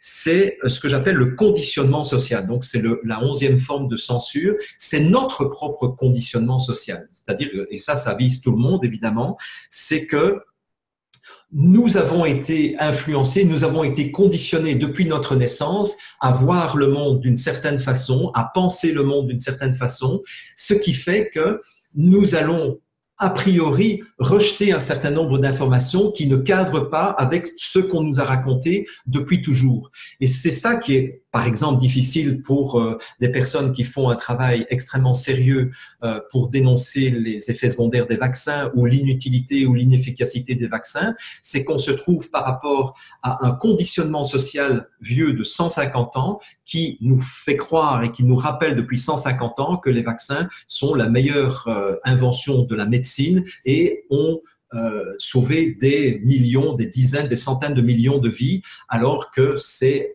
statistiquement tout à fait faux, puisque on le sait que ce sont l'amélioration des conditions d'hygiène, des conditions de vie qui ont sauvé des millions de personnes. On le voit d'ailleurs pour des maladies pour lesquelles on n'a jamais trouvé de vaccin, comme la scarlatine, si mes souvenirs sont bons. Scarlatine qui, au début du XXe siècle, tuait énormément de personnes, et scarlatine qui a quasiment disparu, comme toutes les autres maladies, alors que là, on n'a jamais trouvé de vaccin pour la scarlatine. Alors, il faudrait quand même qu'on m'explique pourquoi la scarlatine a autant disparu que les autres maladies. Mais ça, quand on dit ça à quelqu'un qui a été conditionné depuis sa naissance du fait que les vaccins, c'est la plus belle invention de la médecine moderne, c'est extrêmement difficile de lutter contre ce conditionnement social. Et dernière forme de censure, c'est ce que j'appelle le déni de réalité. Le déni de réalité, ça consiste à recevoir une information tellement choquante qu'on en arrive à dire non, ce n'est pas possible. Elisabeth Kubler-Ross disait d'ailleurs que lorsqu'on apprend qu'on est en phase terminale d'une maladie, ou que quelqu'un est en phase terminale d'une maladie, ou que quelqu'un va mourir, etc., la première chose, c'est le choc. Et puis, juste après le choc, on va dire non, ça doit être une erreur, vous vous êtes trompé de dossier, ce n'est pas possible, ce n'est pas vrai, etc. Donc, en fait, c'est un réflexe de survie, c'est un réflexe de protection que nous avons, c'est de nier le caractère trop insupportable de la réalité. Quand j'entendais Salim tout à l'heure nous parler d'avortement à l'âge de 9 mois de grossesse, moi-même, j'avais pas tilté sur le fait que faire un avortement, c'est tuer un bébé de 5 kilos. Parce qu'il y a quelque part à l'intérieur de moi, alors que j'avais lu cette information comme Salim, à l'intérieur de moi, c'était non, ce n'est pas possible. Ils ne peuvent pas quand même aller jusque-là. De la même façon que quand ils ont autorisé l'utilisation du Rivotril pendant la pandémie, pour moi, c'était non, quoi. Ce n'est pas possible qu'ils aillent jusque-là et qu'ils aillent jusqu'à tuer les vieux dans les EHPAD. Voilà. Donc, peut-être qu'il y a encore d'autres types de censure, mais je pense que j'avais envie de donner ces points de repère à ceux qui nous écoutent pour que vous compreniez que nous sommes vraiment susceptibles d'être manipulés de 36 façons différentes. Ici, il y en avait 12 en tout cas, et qu'il faut vraiment apprendre ou réapprendre le discernement et la pensée critique, mais de façon saine, c'est-à-dire pas un scepticisme systématique, mais vraiment quelque chose de sain où on regarde le pour et le contre, et puis on regarde aussi qui véhicule cette information ou qui a produit cette information. Voilà Thierry. Merci beaucoup Jean-Jacques. C'est une censure qui est comme une sorte de bâillon qu'on nous met sur la bouche et qui est d'autant plus fort actuellement que l'agenda qui est en train d'être mis en place est un agenda qui va contre ce qui fait de nous des humains. Salim en parlait bien, et moi je crois que vraiment c'est le point qui me heurte le plus actuellement. Il y a des mots comme agenda transhumaniste, je crois qu'ils ne sont pas exagérés. Alors, Salim montrait à quel point, finalement, c'est vrai que moi non plus, je n'avais pas réalisé, j'avais vu passer cette info. Bon, déjà, l'avortement à 9 mois de grossesse, ça me paraissait une énormité. Mais effectivement, ce que je n'avais pas réalisé, et là, je te remercie, Salim, d'avoir mis le doigt dessus, mais à 9 mois, c'est un bébé. C'est-à-dire qu'on tue des bébés. On tue des bébés comme moi, j'ai vu mon fils naître. Il est né à 8 mois et demi. Donc, c'est ça qu'on aurait tué. Et ça, c'est un être vivant. Donc, on est vraiment dans un agenda qui va à l'encontre de l'humain. Et moi, j'avais envie de faire ma petite chronique sur un terme qui m'écorche les oreilles chaque fois que je le lis ou que je l'entends, c'est le terme de distanciation sociale. Parce que notre époque est vraiment spécialiste aussi pour créer ce qu'on appelle des oxymores et pour nous enfumer totalement. Parce que si tu regardes l'étymologie, si on regarde l'étymologie du terme social, faire société, ça vient du latin socius qui veut dire compagnonnage, association, lien. En fait, la société et le social, c'est avant tout le lien qu'il y a entre les individus. Donc, distanciation sociale, ça veut dire tu relis et tu mets à distance. Donc, c'est juste ces deux mouvements qui sont complètement opposés. Et on devrait plutôt parler de distanciation asociale. Parce que la distanciation, c'est-à-dire que la mise à distance des individus ne crée pas société, mais fait le contraire. pour créer société, il faut être les uns avec les autres. Il faut pouvoir se toucher, il faut pouvoir s'embrasser au sens propre du terme et pouvoir construire ensemble. Et quand on parle donc parce que moi c'est une réflexion qui m'importe beaucoup, quand on parle des masques, Sophie qui parlait aussi de toutes ces personnes effectivement malentendantes par exemple avec le masque, ça aussi c'est une chose que je n'avais pas réalisée. Comment ils font? Comment ils se débrouillent, hein? Et là encore, c'est une déshumanisation profonde de notre société. Cet agenda que je dis agenda transhumaniste, il y a je crois que c'est Rabelais qui disait finalement le rire, le sourire est le propre de l'homme. C'est ce qui fait que l'humain est humain. Alors on pourrait ergoter sur cette formule, mais le masque, c'est le rire et le sourire qui disparaît. Donc déshumanisation globale. Je prends aussi une citation c'était un philosophe et un historien écossais qui s'appelle David Hume qui disait « Dans la nature, l'homme est l'animal le plus démuni. Seule l'organisation sociale lui permet de survivre. » C'est-à-dire c'est de nous-mêmes, seuls. Je ne sais plus dans quel livre on disait finalement l'homme, il naît, il n'a pas de poils, il n'a pas de griffes, il n'a rien, quoi. Donc il ne sait pas se débrouiller, hein. C'est notre lien les uns avec les autres qui va nous permettre de construire quelque chose qui soit viable et qui soit efficace. Et le problème, c'est que ce qui nous est proposé actuellement va à l'opposé même du mouvement de société. C'est une démarche qui est totalement désocialisante, hein, donc qui va contre ce que nous avons construit, ce que nous avons mis des siècles et des siècles à construire, alors tant bien que mal, avec des heurts, avec des difficultés, c'est certain, mais ça va contre ça. Et ça va aussi contre les besoins fondamentaux des individus. C'est-à-dire que le contact individu avec individu, ce n'est pas simplement pour se faire plaisir et puis se dorloter un petit peu. D'un point de vue physiologique, on se rend compte qu'il y a toute une cascade de réactions internes, production d'une hormone qu'on appelle l'ocytocine, par exemple, qui va dans le sens d'un apaisement, d'une régénération de l'organisme, d'une intégration, hein, de toutes les expériences qui ont été faites durant la journée. Le contact empathique est une nécessité physiologique, biologique de l'être humain. Le contact empathique est une nécessité psychologique de l'être humain. Donc en fait, le contact empathique les uns avec les autres, c'est la nature même de l'humain. Et je pense qu'on a tous été confrontés à cette situation. Moi, ce matin, j'avais un rendez-vous dans une institution. J'arrive, mon premier réflexe, c'est je tends la main, quoi, tu vois, Et là, l'autre retire sa main. Mais c'est une claque que tu te prends. À chaque coup, c'est une claque que tu te prends. C'est une espèce de douche froide. Et toute notre biologie réagit à ça. Et pour moi, cette époque, c'est vraiment une offensive du délire. Scientifique, mais scientifique matérialiste. Et j'ai bien aimé la précision que tu donnais, Jean-Jacques, parce que la science ne se résume pas à la science qu'on veut nous faire prendre pour de la science.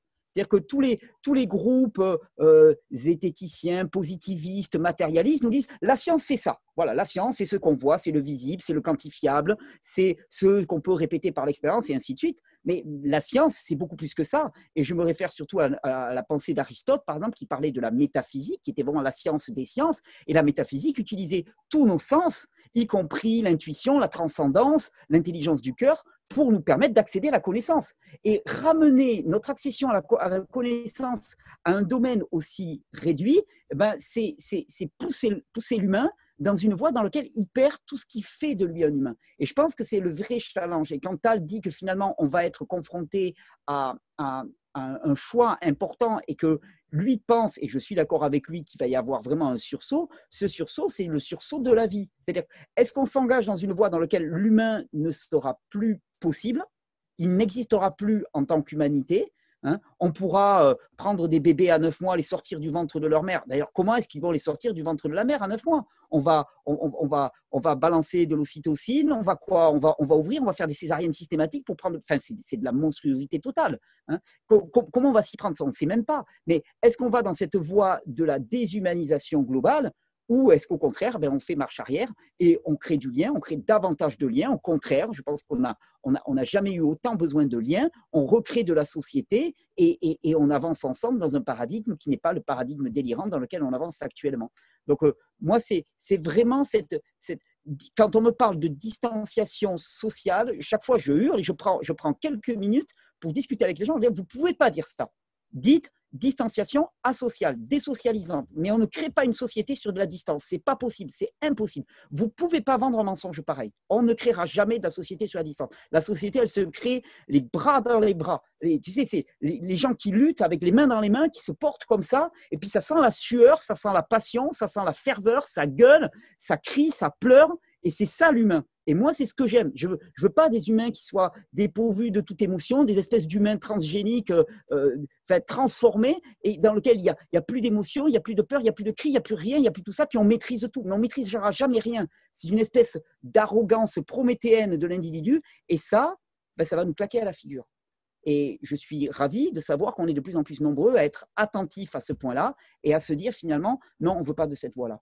Parce que cette voie-là, c'est une voie qui ne conduira plus à l'humain. Le transhumanisme, ce n'est pas de l'humain. C'est fini, c'est terminé, c'est plus de l'humain. Alors oui, on va vers quelque chose, mais quelque chose qui n'est pas pour nous. Et ça, je n'en veux pas. Bon, voilà, je pense qu'on a eu un petit temps d'expression tous ensemble. Est-ce qu'il y a des petits sujets que vous voudriez qu'on ramène tous ? Je voulais juste rajouter 2 trucs, parce que Sophie nous a parlé des sourds-muets. Il faut rajouter qu'il y a 4 millions d'asthmatiques en France. 4 millions. 1000 morts par an. 1000 morts par an. Il y a des gens qui meurent d'une crise d'asthme, 3 par jour. Hein. Ils n'arrivent pas à respirer, ils meurent. Voilà, crise d'asthme. Donc, ils sont en hypoxie et on leur rajoute un masque en plein cagnard. Bravo, logique, c'est nickel. Deuxième chose, vous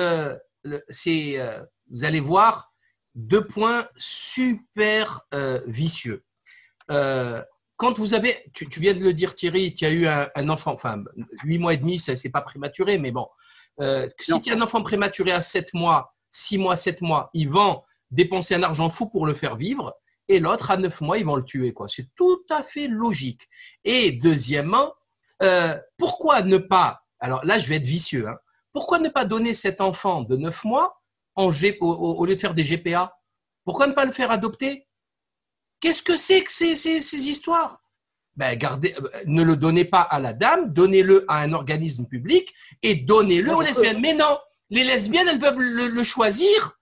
Enfin, les lesbiennes, certaines, hein, celles qui veulent faire ces bêtises, veulent le choisir dans un catalogue, avec si possible un donneur inscrit dans les belles universités américaines, etc. Ça, moi, je ne veux pas faire partie de cette humanité. C'est plus possible. Merci Salim, merci Salim. Et c'est vrai qu'effectivement, pourquoi tuer un enfant à 9 mois alors qu'il y a tellement de personnes qui sont en attente d'adoption? C'est la pure folie, pure folie.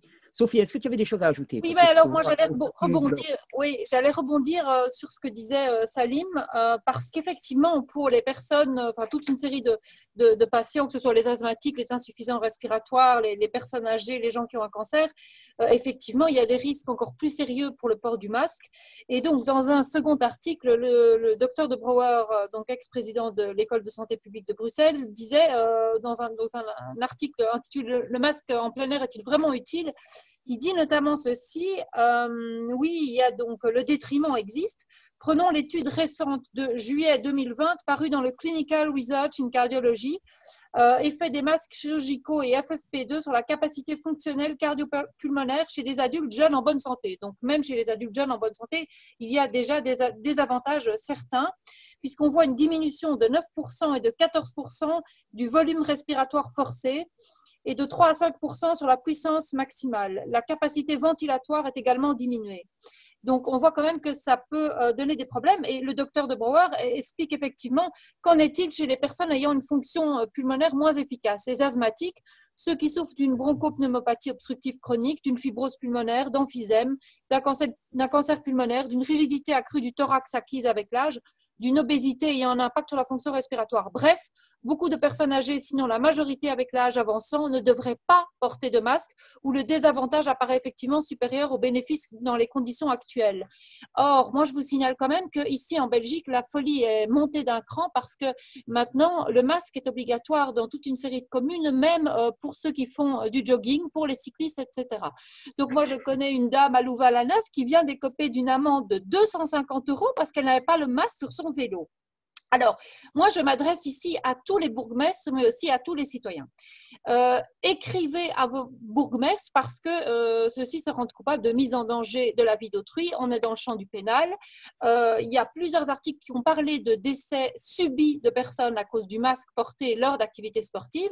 Donc, il faut absolument rappeler ces gens à leurs responsabilités.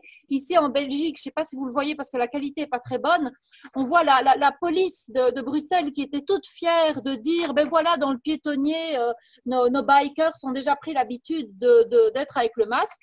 Donc, on voit que finalement, mais voilà, la police promeut la mise en danger de la vie d'autrui. Donc, je pense qu'effectivement, c'est révélateur d'une société qui part complètement à volo, où on essaye d'effrayer tout le monde, où on ne regarde plus suffisamment ce qui se passe dans les autres pays, parce que en Suède, par exemple, vous avez un expert, le docteur Teniel, qui a dit « Nous pensons que le port du masque favorise en réalité la propagation du virus ». Donc là, on voit quand même que ça peut vraiment avoir un effet complètement contre-productif. Donc d'un côté, on nous fait la psychose en disant « Il faut porter le masque » et de l'autre, en fait, ça peut en réalité tout à fait majorer le problème. Et par rapport à cette psychose et cette panique qui a lieu de plus en plus, il y a quand même, comme je le disais, toute une série de voix dissidentes qui commencent à monter en puissance ici en Belgique, et notamment Bernard Rentier, qui est biologiste, virologue et ancien recteur de l'Université de Liège, qui a déclaré récemment « Il est vraiment indispensable d'arrêter d'exprimer les résultats des tests Covid en nombre de nouveaux cas, mais en rapport du nombre de tests positifs sur le nombre de tests réalisés. Et toujours préciser la proportion des positifs asymptomatiques et symptomatiques légers. Nouveau cas est d'ailleurs inapproprié, il s'agit de cas nouvellement identifiés, ce qui n'est pas du tout la même chose. Ensuite, identifié ne veut pas dire malade, puisqu'on sait qu'il y a une majorité d'asymptomatiques. Les hospitalisations restent un indicateur de choix. Or, les hospitalisations et les décès sont plutôt en baisse. Depuis 5 mois, nous vivons une démonstration permanente de l'importance de l'usage des termes propres en science. Un vocabulaire approximatif, souvent dû à une traduction approximative, peut avoir des conséquences majeures sur des décisions qui nous concernent tous. Donc, il y a toute une série d'experts. Alors, il y a eu aussi une tribune très intéressante pour nos lecteurs du professeur Daniel Rodenstein, qui est un professeur de pneumologie émérite à l'Université catholique de Louvain. Et il est revenu sur un constat très important qui est de dire qu'on confond pandémie avec menace mortelle. Vous savez bien que déjà à l'époque du H1N1, l'OMS avait modifié ses critères de pandémie pour disjoindre volontairement la notion d'extension de contagiosité avec celle de sévérité mortalité.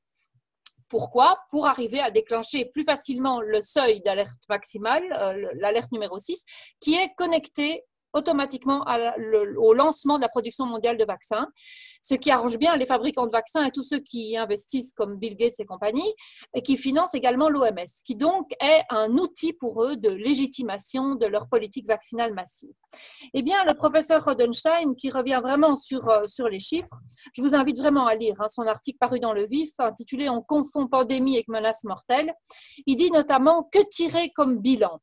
Il est clair à mes yeux, sans le moindre doute, que les mesures prises pour combattre cette maladie sont complètement disproportionnées par rapport à la gravité réelle de la maladie, que la façon de présenter cette maladie, certes nouvelle et à laquelle les médecins ne comprenaient pas grand-chose au début et pas beaucoup plus maintenant, est déformante, anxiogène, exagérée, injustifiée.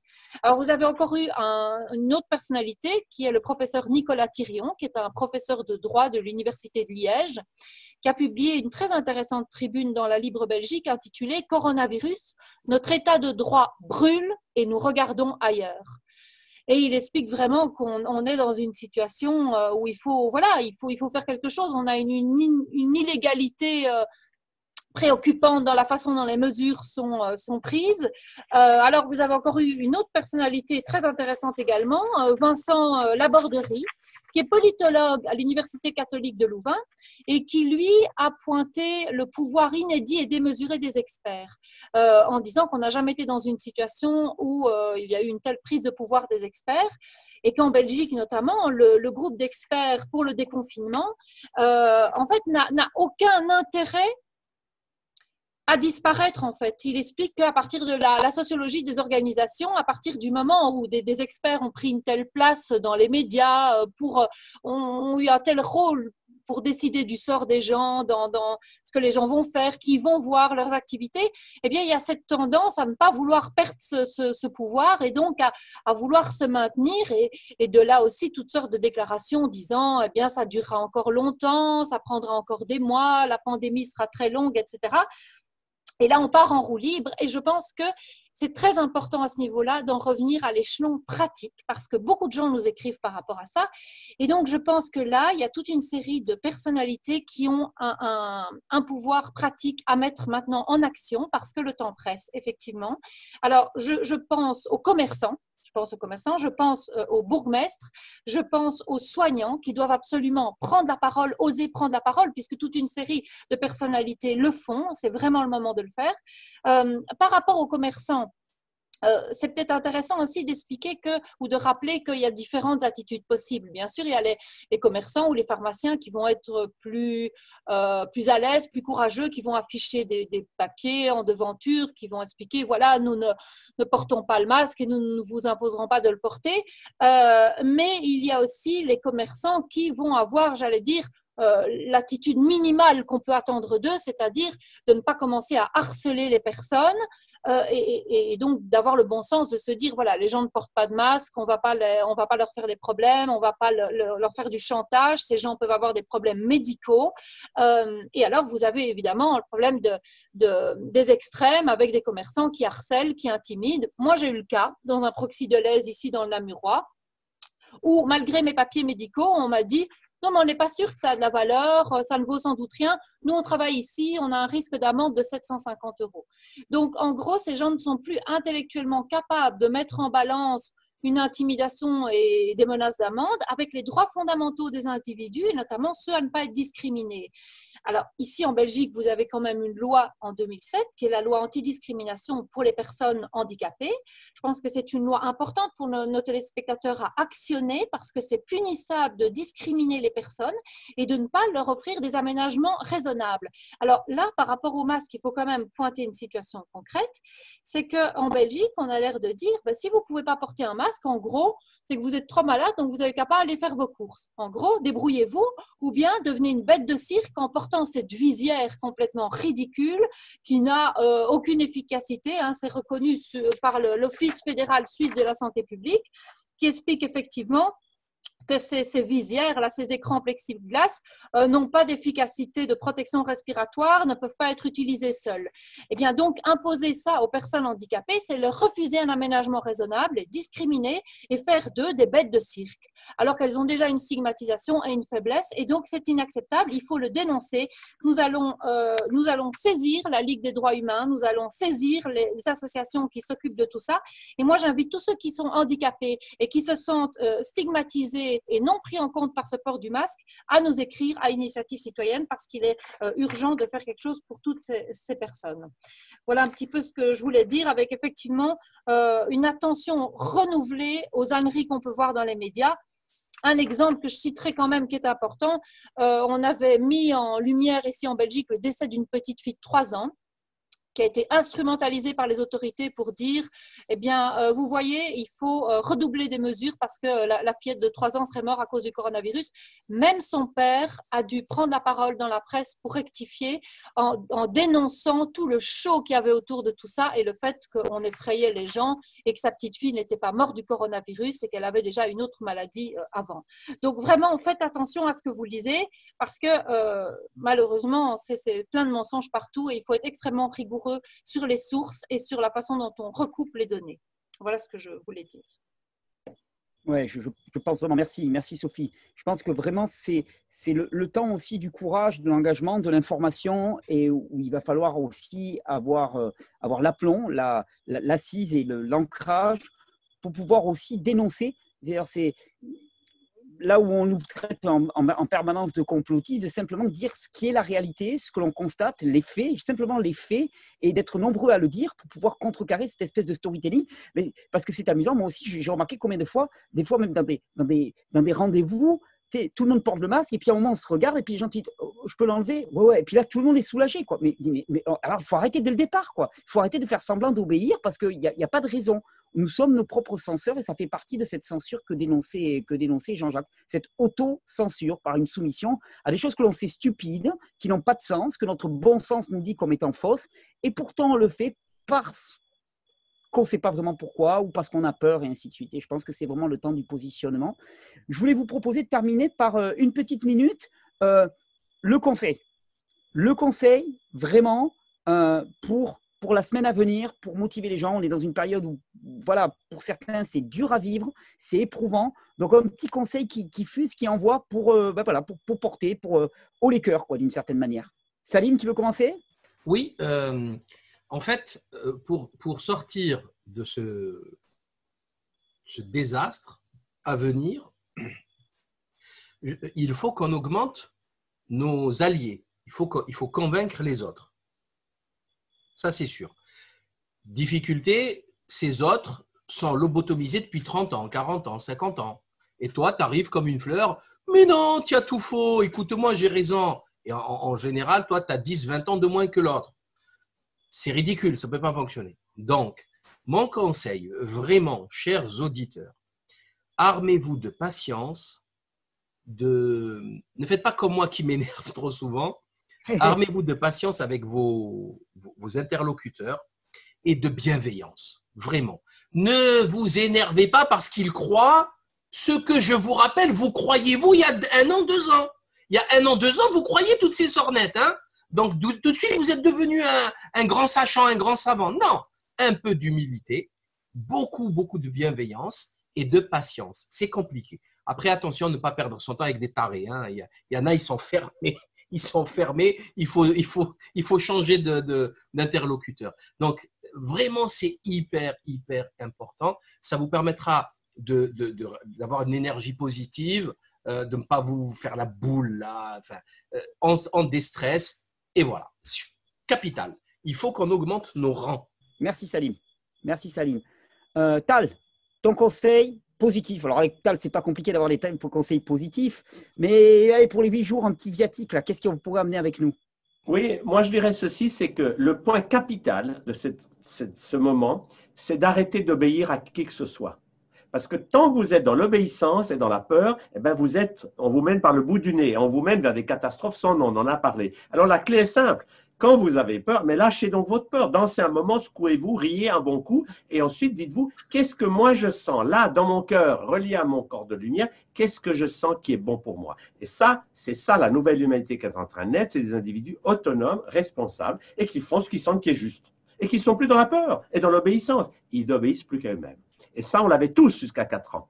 Parce qu'un enfant de 3 ans n'obéit qu'à lui-même, si vous le regardez. C'est à partir de 4 ans que l'intellect nous a dit non, tu obéis papa, tu obéis à maman.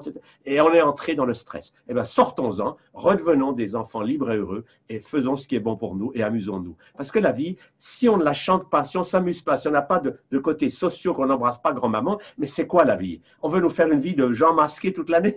Sortons de tout ça, rions, pleurons, soyons vivants et avec ça, on va changer le monde. Merci. Jean-Jacques? Non, ben moi, ma recommandation pour cette semaine, c'est de vous armer, mais de façon pacifique, avec ça ou avec ça. Ça, ce sont les 2 armes des citoyens. Dans la Marseillaise, on dit aux armes citoyens, mais moi, j'ai la version non violente de l'arme. C'est que, et je vais aller dans le même sens que ce que Sophie disait il y a quelques minutes, je l'ai dit dans ma dernière vidéo réservée aux membres de ma chaîne privée, c'est prenez maintenant 1 heure ou 2 de votre temps pour écrire à différentes catégories professionnelles. Je commencerai par les journalistes, c'est-à-dire écrivez à tous les journalistes que vous connaissez ou dont vous connaissez le nom et demandez-leur de se rallier du côté de la vie, du côté du bon sens, du côté du vivant. Je vous informe que de plus en plus de journalistes en ont marre parce qu'ils ne sont pas cons et ils se sont rendus compte qu'on les oblige à continuer à transmettre des mensonges et à transmettre un narratif qui ne tient absolument plus la route. on peut comprendre qu'au début, ils croyaient à la dangerosité du Covid-19, mais aujourd'hui, on n'en est plus là, mais ils sont coincés. Donc, demandez-leur respectueusement, poliment, gentiment, avec compassion, de se mettre, de se lever et d'utiliser eux aussi leur clavier ou leur stylo pour se mettre du côté de la vérité. Faites la même chose avec les représentants politiques. Écrivez au bourgmestre, mais ne faites pas que cela. Écrivez à votre député, écrivez à tous les parlementaires que vous connaissez. Noyez leur boîte à courriel, noyer leur boîte aux lettres de demandes en leur disant « on vous en supplie au nom de moi, ou de mes enfants, de mes petits-enfants, au nom de vos enfants et de vos petits-enfants » parce que ces gens-là ne se rendent pas compte qu'ils sont en train de faire le lit d'une dictature dont leurs propres enfants et leurs propres petits-enfants vont souffrir. Même chose pour le personnel médical. Donc, d'écrire à tous les médecins maintenant, tous les infirmiers, tous les gens du personnel soignant et de les supplier de parler, de se mettre debout, de décrire aussi aux commissaires de police, aux lieutenants de gendarmerie, etc. C'est de leur dire aussi, mettez-vous, bon sang, du côté du peuple. C'est fini là. On est comme en 1939. On est en train de regarder passivement la mise en place d'une dictature. Et on peut continuer comme ça la liste avec encore d'autres catégories professionnelles, les syndicats, les associations de commerçants, tous ces lieux. Je vous demande maintenant de prendre 2, 3, 4 heures de votre temps. Tant pis si ça vous prend du temps, mais c'est l'avenir de vos enfants, l'avenir de vos petits-enfants que vous jouez. Et je pense que ça vaut la peine de fermer votre téléviseur pour une soirée et de prendre le temps d'écrire des dizaines de lettres, chacun et chacune de ceux qui nous écoutent aujourd'hui. Donc ça, c'est ma recommandation. Bravo. Merci Jean-Jacques, merci. Sophie. Et alors, beaucoup de choses ont déjà été dites. Je rejoins ce que dit Jean-Jacques aussi. Hein. C'est très important donc de vraiment refaire des actions concrètes, essayer d'être créatif. Il y a toute une série d'associations auxquelles on peut écrire. Il y a moyen de critiquer les articles vraiment biaisés des journalistes. Je pense en Belgique, par exemple, au Conseil de déontologie journalistique. Des plaintes qui peuvent être indiquées à l'ordre des médecins. Voilà, on a parlé, hein, les responsables politiques, les bourgmestres, etc. Alors, essayez avec vos propres réseaux, vous connaissez des soignants, voilà, peut-être, oui, des journalistes ou d'autres personnes, créez des petites cellules, des petits réseaux, malgré toutes les mesures d'intimidation. Vous pouvez vous rassembler même avec Zoom, justement, pour organiser vos réunions. Exprimez votre opinion. Faites quelque chose pour dire ce que vous ressentez, éventuellement sous forme de questions, mais exprimez-le. Je pense que c'est très bénéfique de faire ça pour sortir vraiment de cet état de sidération. Donc, je pense que ça, c'est vraiment utile. Voilà, et continuer à signer les pétitions, à diffuser les tracts. Les dons, c'est très important, ça nous aide énormément. Il faut continuer les actions juridiques, hein, ça je pense que c'est très utile. Il y a encore beaucoup de combats devant nous, le thème de la 5G, etc. Donc, il faut continuer ce mouvement. Je pense que l'amélioration, elle sera collective, elle ne sera pas individuelle. C'est en agissant pour le collectif qu'on va améliorer notre sort individuel. Hein. Donc, ce ne sera pas chacun dans sa bulle. Ça, je crois que c'est un message très important à faire passer et que de plus en plus d'entre nous ont bien saisi. Voilà. Donc, encore une fois, aux soignants, aux juristes qui ont envie de nous rejoindre, qui nous écrivent, vous êtes de plus en plus nombreux hein, dans toutes les catégories de soignants. Donc, on vous attend. N'hésitez pas. On vous mettra en contact avec les autres. Voilà. Merci Sophie, merci. Moi, mon petit conseil, il va surfer un petit peu sur ce qu'a lancé Salim aussi, hein, parce que ça me paraît vraiment très, très important, c'est rester calme. Cultiver le calme, la patience, en sachant que la violence, l'énervement, le mépris, c'est l'apanage des impuissants. C'est-à-dire quelqu'un de puissant, quelqu'un qui se sait fort dans ses convictions, n'est pas agressif, n'est pas violent. Et on ne peut pas construire quelque chose de nouveau en utilisant des outils dont on sait qu'ils ne marchent pas.